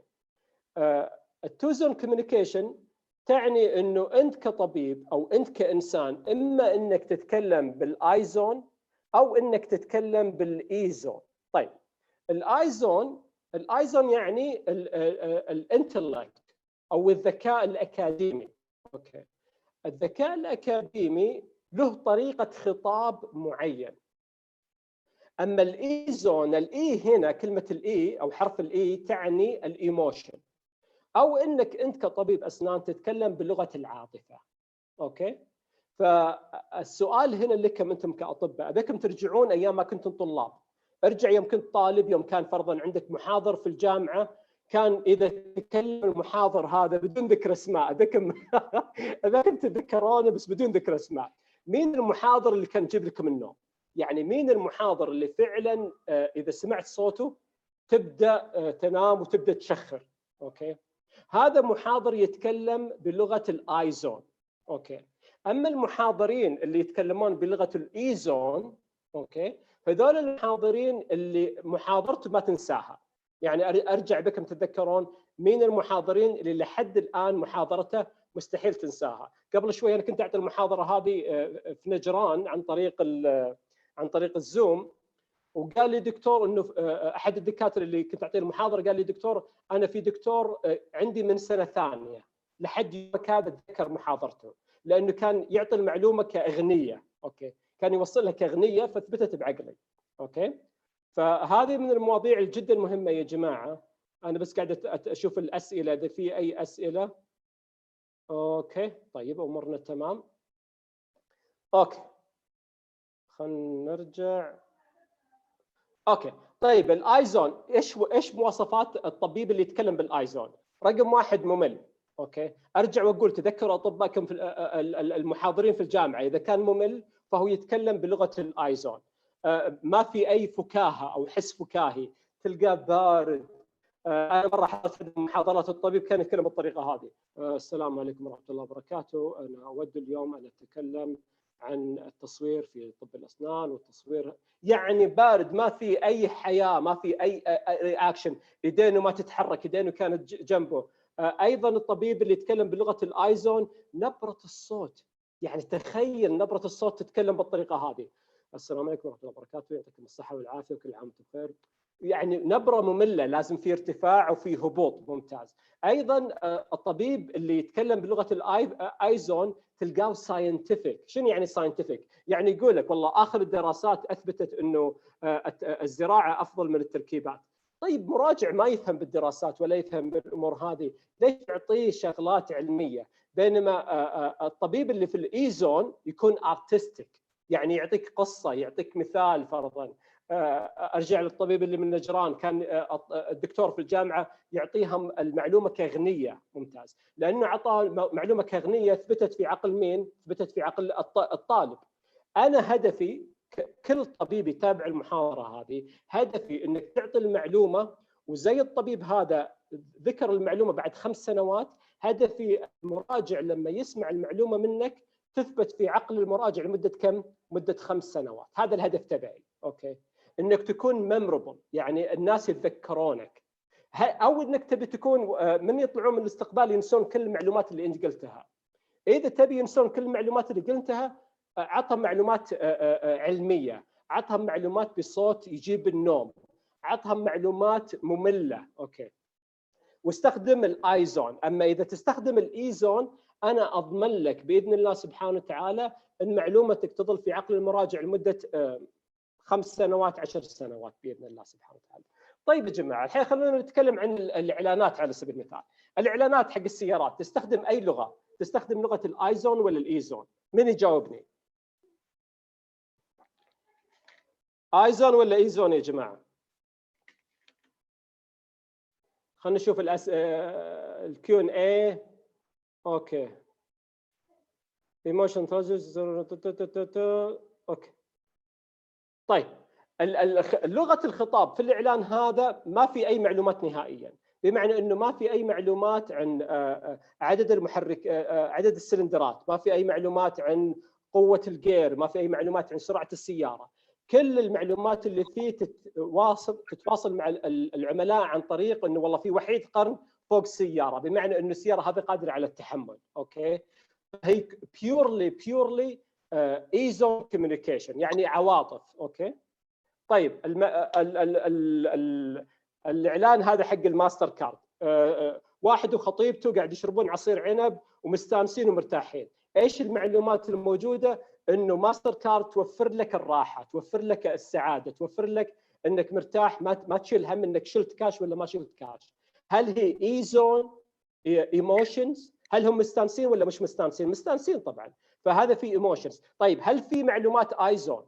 هل هي في معلومات عن كم تدفع في الشهر حق بطاقه التامين؟ هل في معلومات فرضا المبلغ اللي تدفع سنويا لبطاقه التامين ماستر كارد؟ هل في معلومات زي كذا؟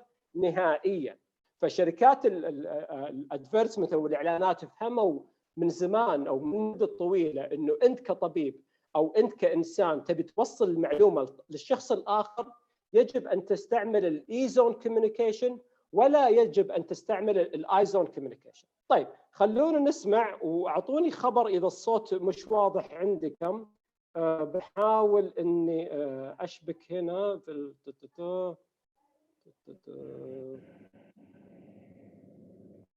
اوكي، اتمنى يكون الصوت واضح. الصوت واضح دكتور.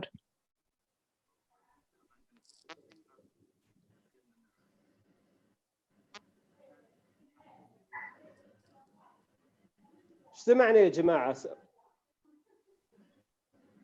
لا كصوت فيديو لا مش واضح. الحين سمعنا شيء؟ دكتورة سمعت شيء؟ ما سمعتي حاجة؟ لا. طيب أنا سويتها اليوم بس دقيقة. شير سكرين دكتور واكتف الساوند. شير سكرين اكتف الساوند. ايوه خلاص، هذا شير كمبيوتر ساوند، هذه خلاص ضبطناها. alright.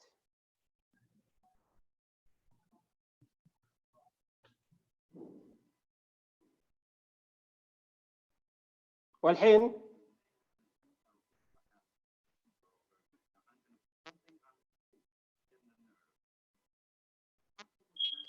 لو ترفع الصوت شوي. اوكي دقيقة بس، أنا أعتقد أن لحد الآن مش واضح الصوت، أعتذر منكم. مو مشكلة. اوكي خلينا نسوي شير. اوكي خلاص سويته الحين. اوكي. Oh, you may have an acute alveolar abscess, Mrs. Goldberg. Now, I'm going to put something on the tooth to deaden the nerve. There's a possible chance of it's becoming a cellulitis. ايش سمعنا يا جماعة؟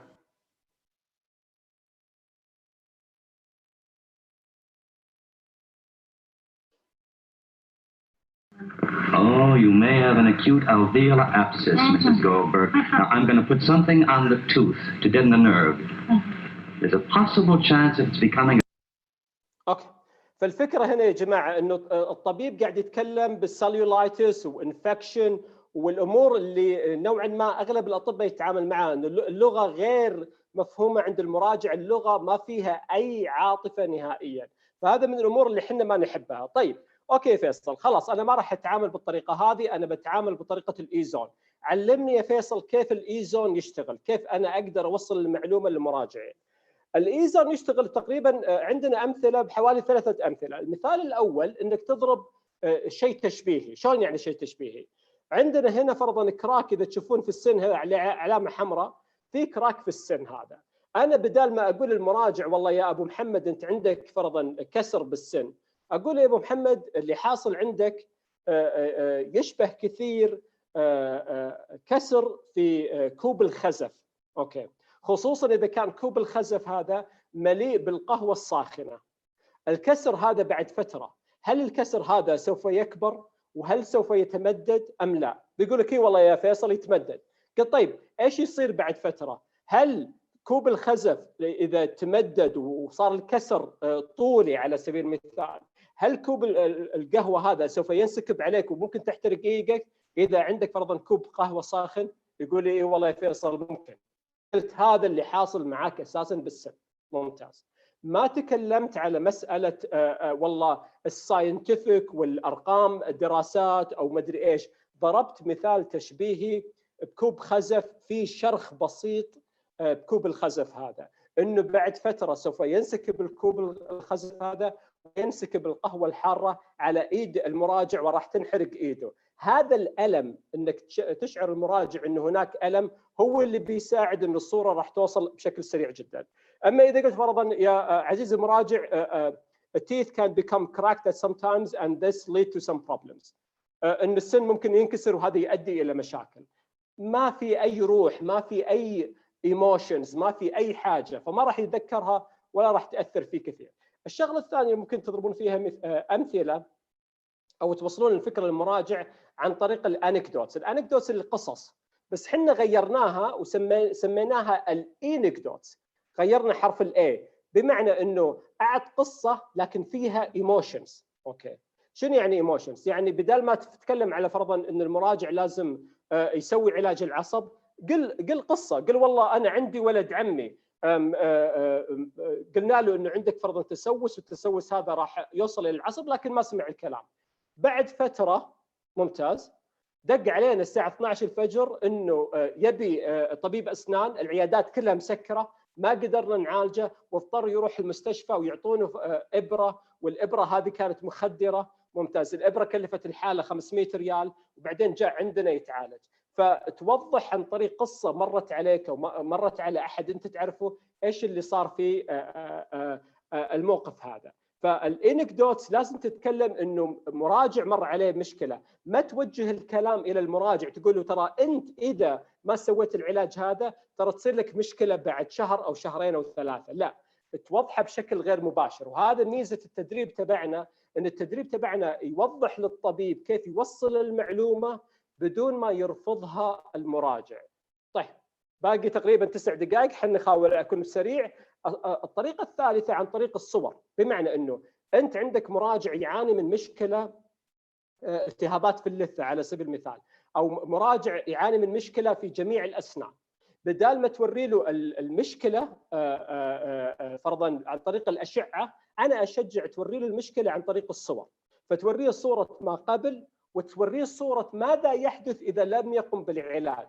اوكي، ما توري المشكله قبل وتوريه اذا سوى العلاج ايش يصير، لا العكس تماما.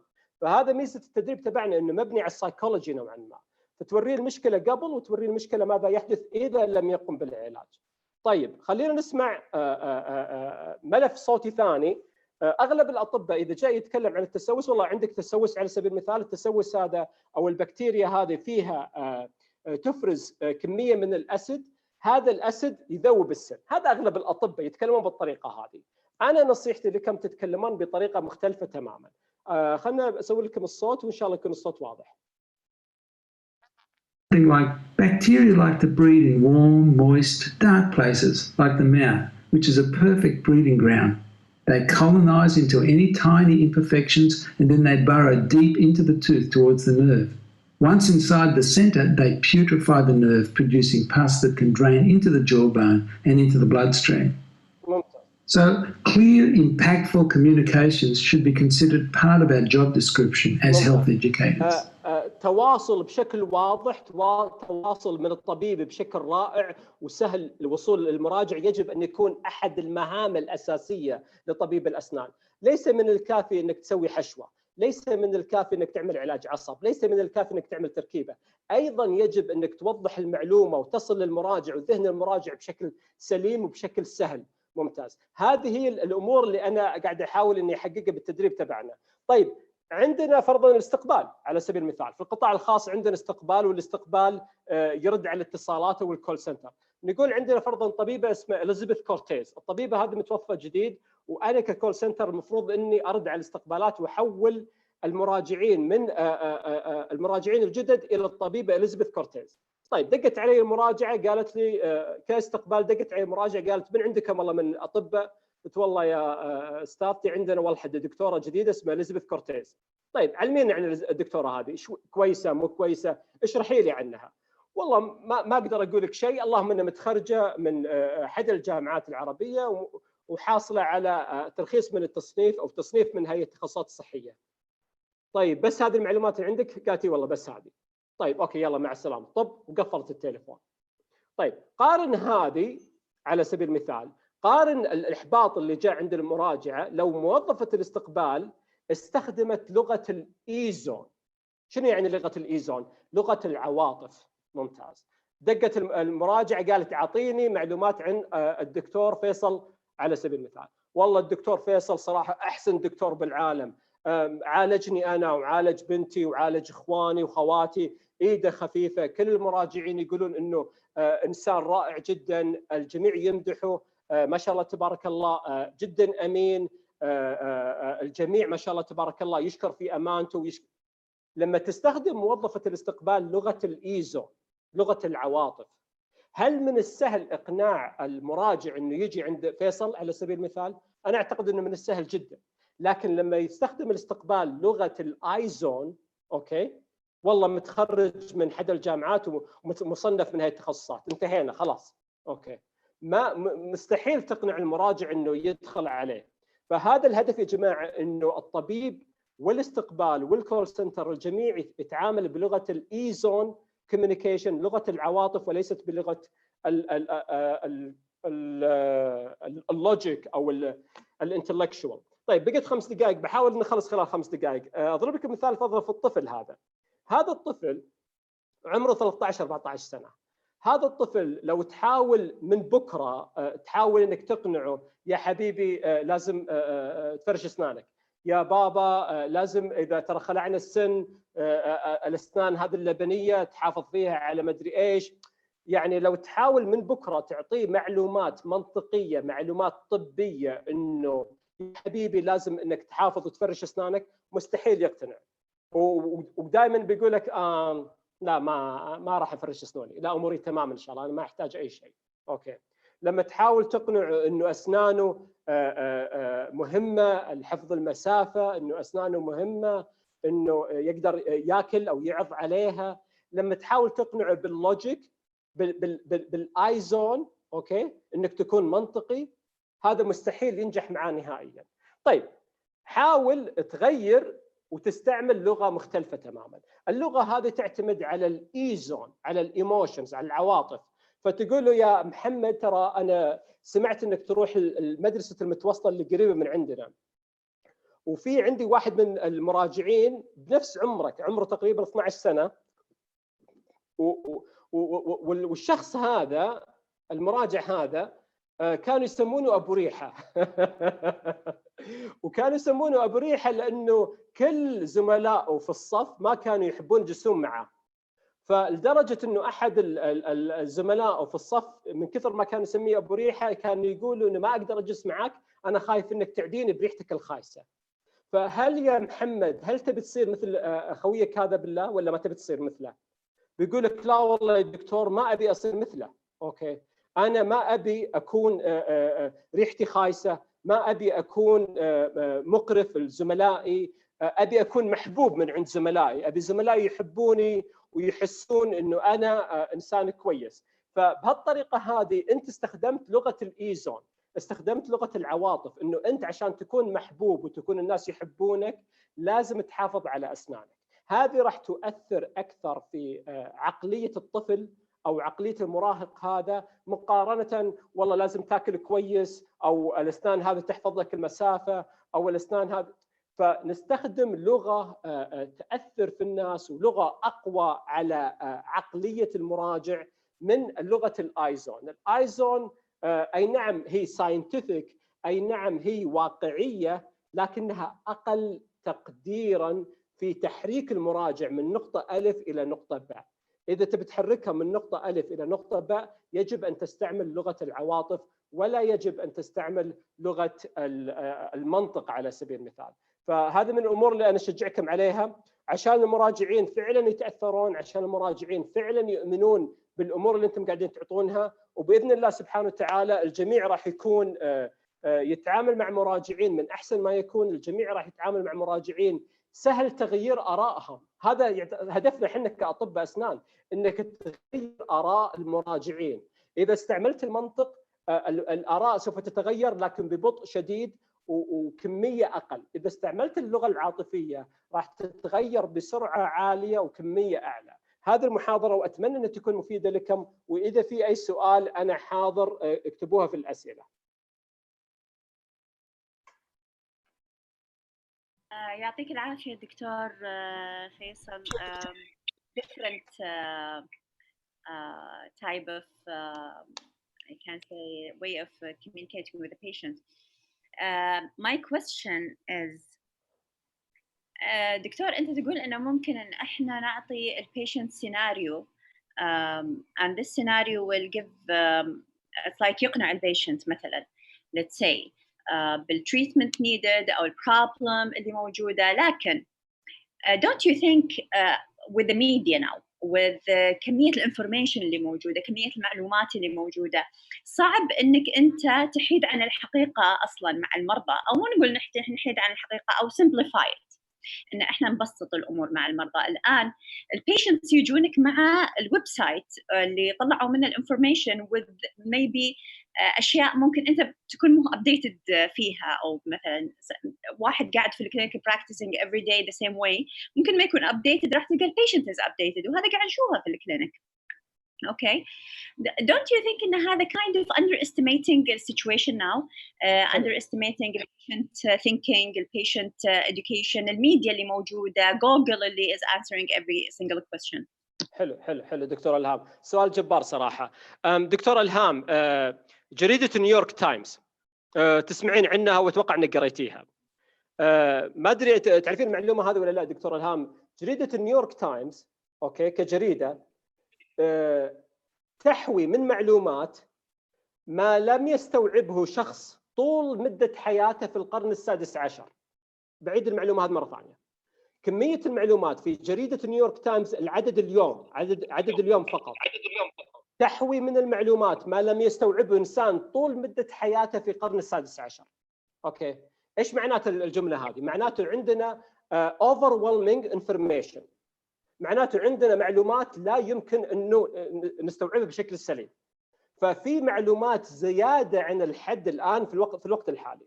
فسؤال الدكتور إلهام تقول طيب دكتوري، إذا أنت تتعامل مع المراجع بطريقة مبسطة، تتعامل مع المراجع وهو جاي وقاري الويب سايت وقاري جوجل وقاري كل حاجة، هل تتوقع هذه الطريقة راح تنجح ولا لا؟ أوكي، أنا أعتقد أنها راح تنجح. قولي لي ليش دكتور إلهام؟ أنا أعتقد أنها راح تنجح لأنك على عكس الويب سايت، على عكس جريدة نيويورك تايمز، على عكس الكتب، على عكس كل شيء، أنت تخاطبين مركز مختلف تماماً وهو مركز العاطفة.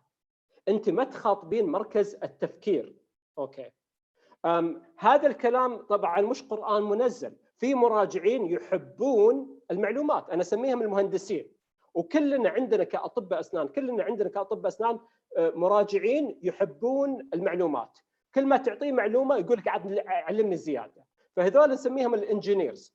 الانجينيرز أعطيه معلومات، لكن أغلبية الشعب ما يبي شيء، ما يبي يعرف اللودينج على الكومبوزيت كم، ما يبي يعرف الانتركاسبل ريليشنشيب، اغلبيه المراجعين يبي انك تكون امين، يبي انك تكون انسان صادق، يبي انك تكون انسان طيب، يبي انك تكون انسان خفيف، ايدك خفيفه، يبي انك تكون انسان يعني سهل المعشر. لكن هل في مراجعين يبون معلومات؟ اكيد، لكن هذول الاقليه وليس الاغلبيه. الاغلبيه يجب ان تخاطب مركز العاطفه وسوف تصل الى قلبه اسرع من مركز التفكير. اتمنى جاوبت على سؤالك دكتور الهام.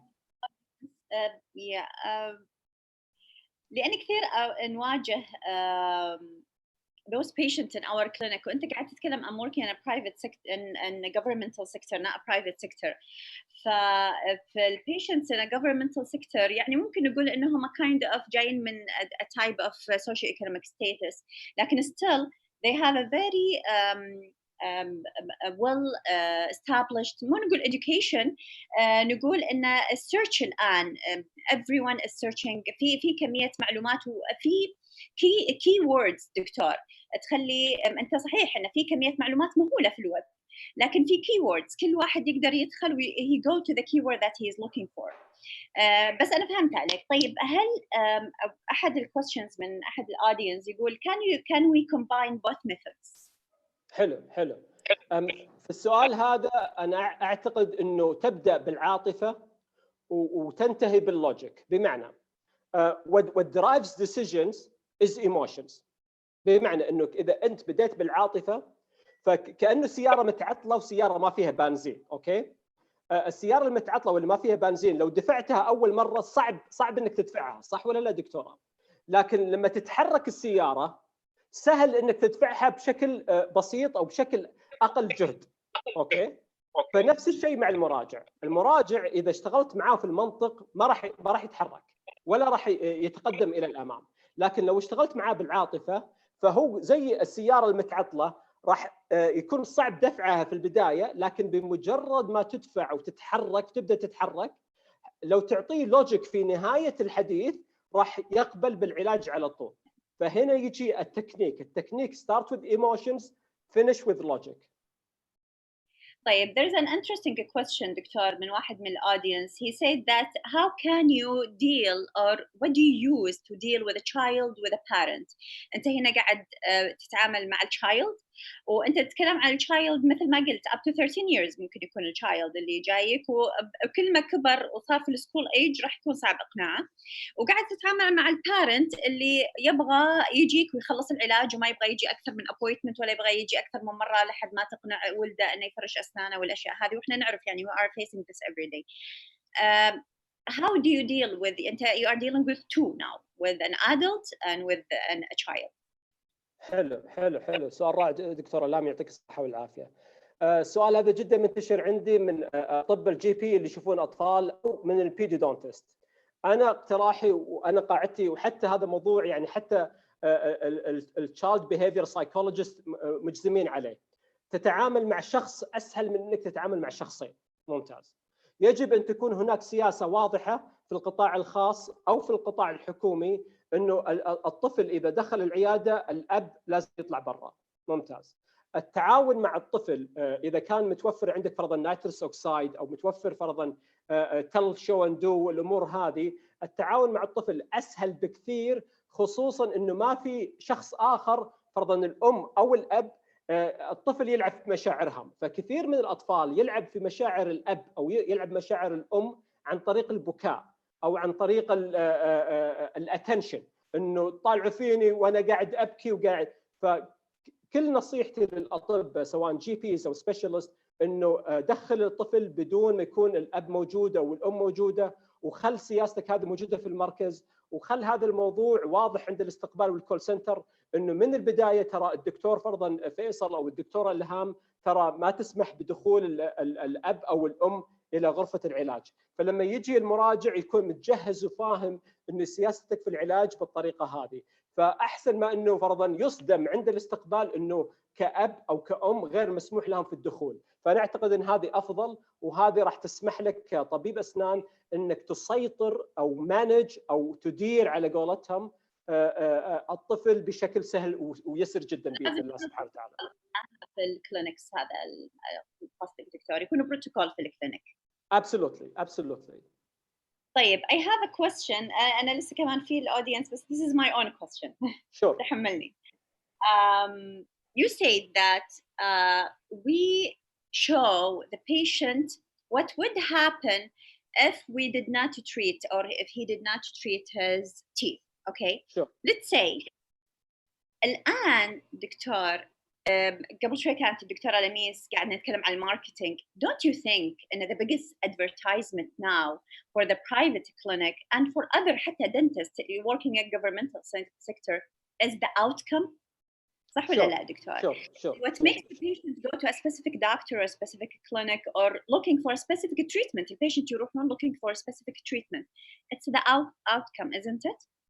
حلو. فكيف يعني دكتور في الموضوع ده؟ حلو لا رائع بالعكس رائع جدا. تفضل. دكتور إلهام سوري ما سمعت آخر شيء. يعني كيف العكس هو اللي is going to نجذب البيشنت لنا while this is the trend now. The trend now is advertising by the outcome, not advertising by what would happen if we didn't treat the problem. حلو. هذا reverse psychology نوعا ما. شلون يعني؟ أنت الحين لما تعطيني مراجع صورته الحالية تعطيني مراجع صورته ما بعد العلاج. أوكي؟ يعني صورته الحالية الحين طيب إذا سوى التركيبات أوكي إيش يصير شكله إذا سوى التركيبات. طبعا أنا بفرق من شغلتين. أنا أفرق أنت ذكرتيه بالادفرتايزنج كل الأمور هذه. أنا بفرق بين شغلتين. التسويق الخارجي هذا شيء آخر أنا ما أتكلم فيه. أنا أتكلم ككوميونيكيشن داخل العيادة. فالتسويق الخارجي حط بيفور اند افتر ما عندي إشكالية. أوكي. أما التسويق اللي يصير داخل العيادة كلام الطبيب إلى المراجع يجب أن يكون before and what happens if you do nothing. أوكي. لما تجي البيفور والآفتر فرضاً الدكتور إلهام فرضاً ورت مراجع أسنانه قبل العلاج وأسنانه بعد العلاج، شنو أول شيء يدور بذهن المراجع؟ دكتور إلهام جاوبي عليه. إن أنا راح أعطيه هذا العلاج. إن I'll provide him. اي انا فاهم انت وريتي اسنانه قبل وريتي له اسنانه بعد، شنو اول سؤال يدور بذهن المراجع؟ I don't know.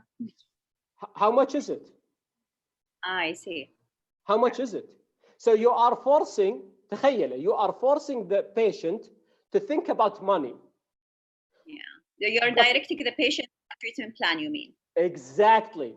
But انت مش مسوقة. You're not a marketer. أنت مش في الدعاية والإعلان، أنت طبيبة. So as a dentist, you should not be confused as a marketer. أنت للأسف صراحة ترى كثير من الأطباء يحط نفسه في موقف التسويق والإعلان لأنه يستخدم لغة التسويق والإعلان. Very valid point. يجيب كثير من القضايا دكتور. Very valid point. أقول valid point واللي يجيب كثير من القضايا الآن في sometimes miss practice. صحيح. فأنا تدريبي دكتور إلهام، أنا تدريبي إنك ما تكون مسوق. أنا تدريبي إنه ما تكون زي الصحف والجرايد والتلفزيون. أنا تدريبي إنك تكون أنت الكوميونيكيشن تبعك مختلف. لما المراجع يشوف أسلوب مختلف في تقديم الخطة العلاجية. رقم واحد بيحس إنك إنسان مختلف تماماً وإنسان مميز. ورقم اثنين يشعر انه الموضوع ما له علاقه بفلوس. يعني انت لما توريه بيفور اند افتر يشعر انه له علاقه بفلوس، لكن لما توريه سنونه وايش ممكن يصير اذا ما سوى العلاج يشعر انه هذه مشكلته هو، فالفلوس ما يجي طاريها نهائيا. اوكي. هذا مو معناته انك ما تقول له كم التكلفه، هذه لها يعني دوره ثانيه او محاضره ثانيه اللي كيف تعطي التكلفة العلاجية بدون ما يقول لك المراجع والله ليش اسعارك غالية يا دكتور. اوكي. هذه له محاضرة مختلفة تماما. طيب دكتور, there is a question also. Is the educational level or social level نقدر نقول affect the selection of the zone؟ يعني قبل لا تبدأ تتكلم مع البيشنت or you select which zone تتكلم فيه مع البيشنت, do you تخليه هذا or you select it based on the educational or the social level؟ حلو. أنا الوحيدين اللي كثر عليهم المعلومات الانجينيرز. يعني أنا ما أدري كم واحد فيكم أخوه مهندس. أنا عندي أخوي الله يمسي عليه المهندس عبد الله. أنا عندي أخوي مهندس. أوكي. لما أتكلم معاه بطريقة مختلفة تماماً لما أتكلم مع أخوي الثاني أو أختي الثانية. ليش؟ لأنه مهندس مخه مركب بشكل مختلف تماما. they believe in facts, they believe in numbers, they believe in 1 + 1 = 2. بينما I think personality issue دكتور هذه. ما اسمعك دكتورة. personality issue.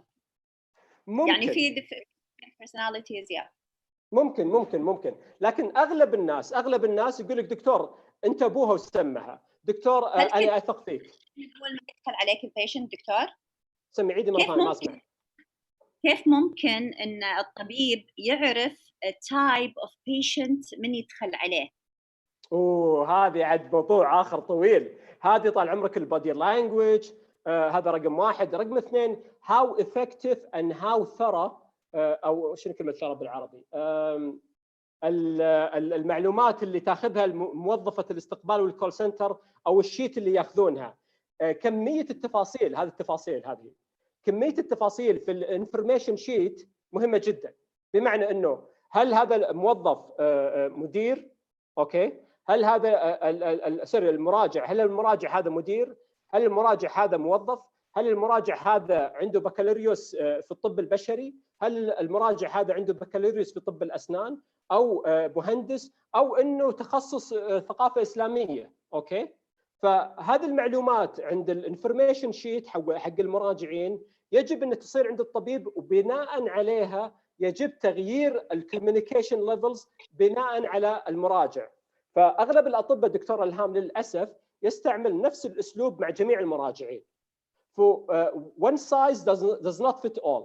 ما تقدر تستعمل نفس الأسلوب مع جميع الناس. أوكي، إنما جعلناكم شعوبا وقبائل، فلازم تغير من أسلوبك وطريقتك بناء على المراجع، المستوى الأكاديمي، طريقته في الكلام، هل هو يحب المعلومات فتعطيه معلومات زيادة، أو من نوعية والله يا دكتور أنت أبوها وسمها وأنا أثق فيك.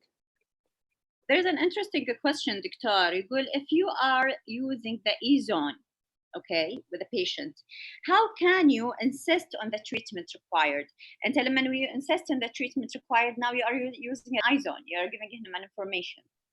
This is a question of one of the audience. Is it going to be correct for the patient? حلو. ارجع واقول احنا تكلمنا انك تبدا بالاي زون وتنتهي بالايش؟ بالاي زون.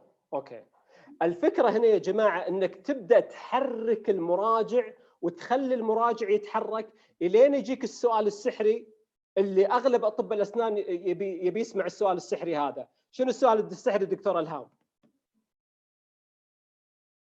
ما اعرف شو اسوي الان؟ شنو الحل يا دكتور إلهام؟ برافو عليك. شكلك حضرتي محاضرتي قبل.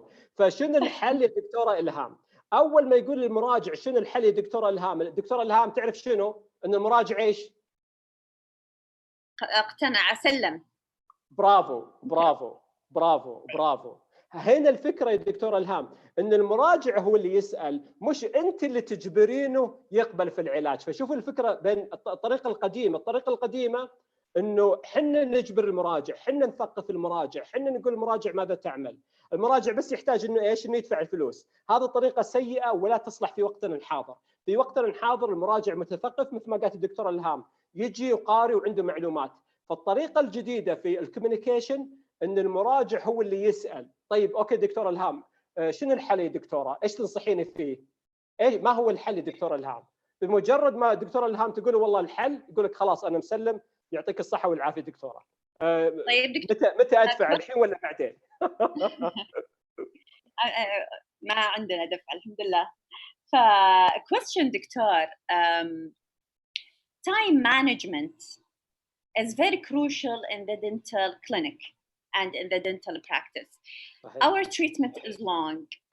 انت الحين لسه احنا قاعدين نقول للبيشنت his problem، لسه ما دخلنا في treatment planning which is longer and longer. صحيح. فانت هنا either احنا we are requesting انه يكون عندنا a session for يعني introducing ourselves and introducing our treatment plan to the patient. مو دائما applicable in all situation ولا دائما applicable in all specialties. يعني in my specialty as يعني restorative ممكن تكون applicable in one area مثلا في الاستاتيك okay let's say، لكن ما هي applicable إذا جاي البيشنت with broken tooth or emergency. okay ما هي applicable في البيدياتريك let's say. How do you think this is إنه ممكن we can apply a proper communication according to the time available for us? حلو سؤال جدا رائع صراحة. أرجع وأقول دكتور إلهام أسئلتك ما شاء الله تبارك الله جدا رائعة وفي الصميم صراحة. لأنك أنت دخلتي على طول في الإيموشن سنتر.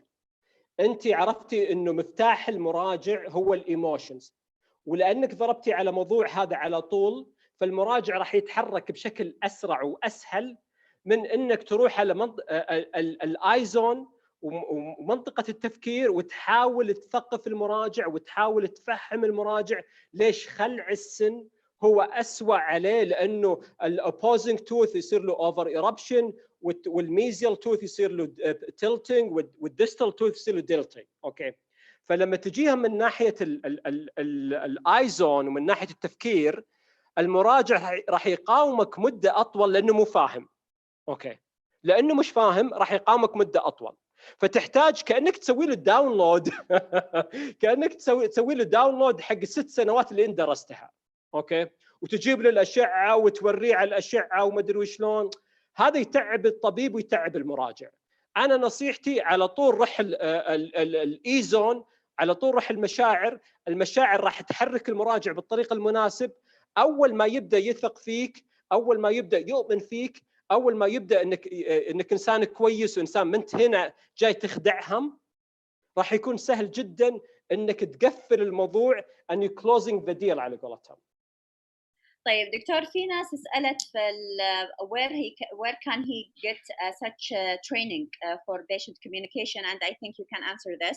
بس قبل لا أقفل هذا دكتور، I want to ask مثل ما سألت الدكتورة لميس والدكتورة آلاء, do you think our undergraduate curriculum is يعني preparing the dentist to communicate well with the patient? أنت إيش رأيك؟ أنا قديمة دكتور، ما أقدر أقول رأيي. أنت إيش رأيك الآن ويا التريني اللي أنت يعني أنا الكوريكولم حقي جدا قديم، فأنت إيش رأيك مع التريني الحين اللي are facing لما يجونك ويدربون؟ أنا طبعاً قاعد أتابع حسابك على تويتر و I know that you are training dentists for interviews for dental communication. How do you think إن اللي قاعد يجونك من multiple maybe college من multiple يعني educational background, are they prepared? Do you think in a في preparation الآن from the dental college, from the undergraduate, either dental college private ولا governmental, for communicating with the patient? حلو دكتور إلهام يعطيك الصحة والعافية. أيضا كالعادة أسئلتك ما شاء الله جبارة.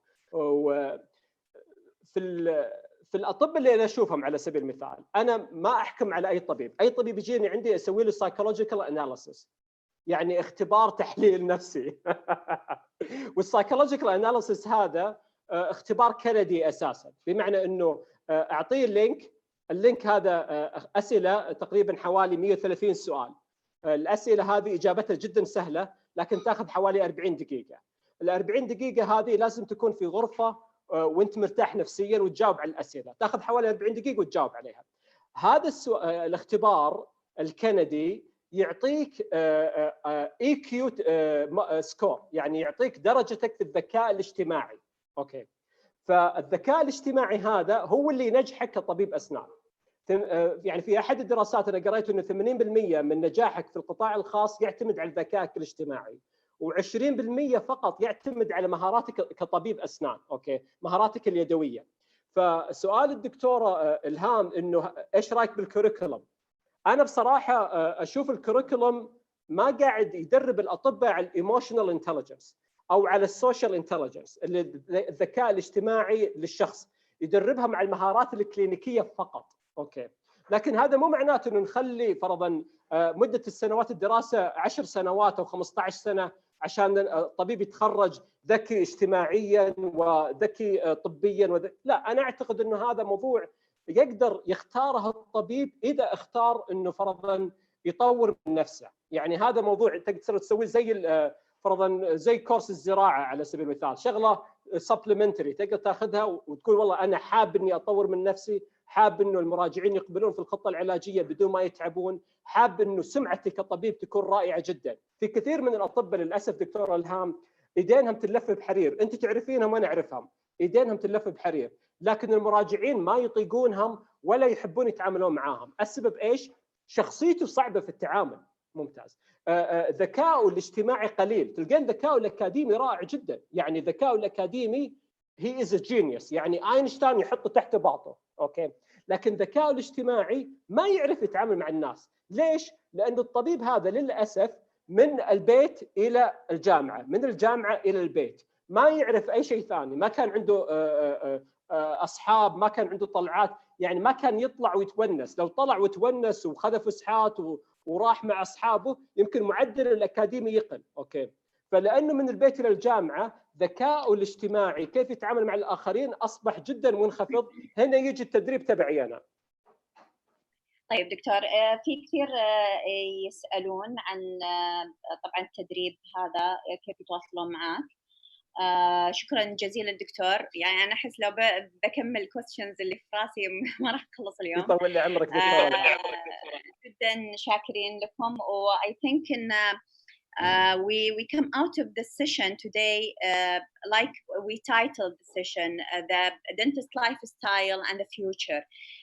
And we see from your lecture, from the lecture of Dr. Ala, from the lecture of Dr. Alamis, that private planning, patient safety, and patient communication is need to be added now to the undergraduate school. It need to be taken into consideration during postgrad. وحتى dentist he educate himself regularly with it. شكرا لكم وشكرا لجميع الaudience. And this is the end, the last lecture for today, and I hope it was a successful day for everyone. شكرا لكم جميعا، يعطيك العافية. السلام عليكم. شكرا دكتور إلهام، مع السلامة. مع السلامة.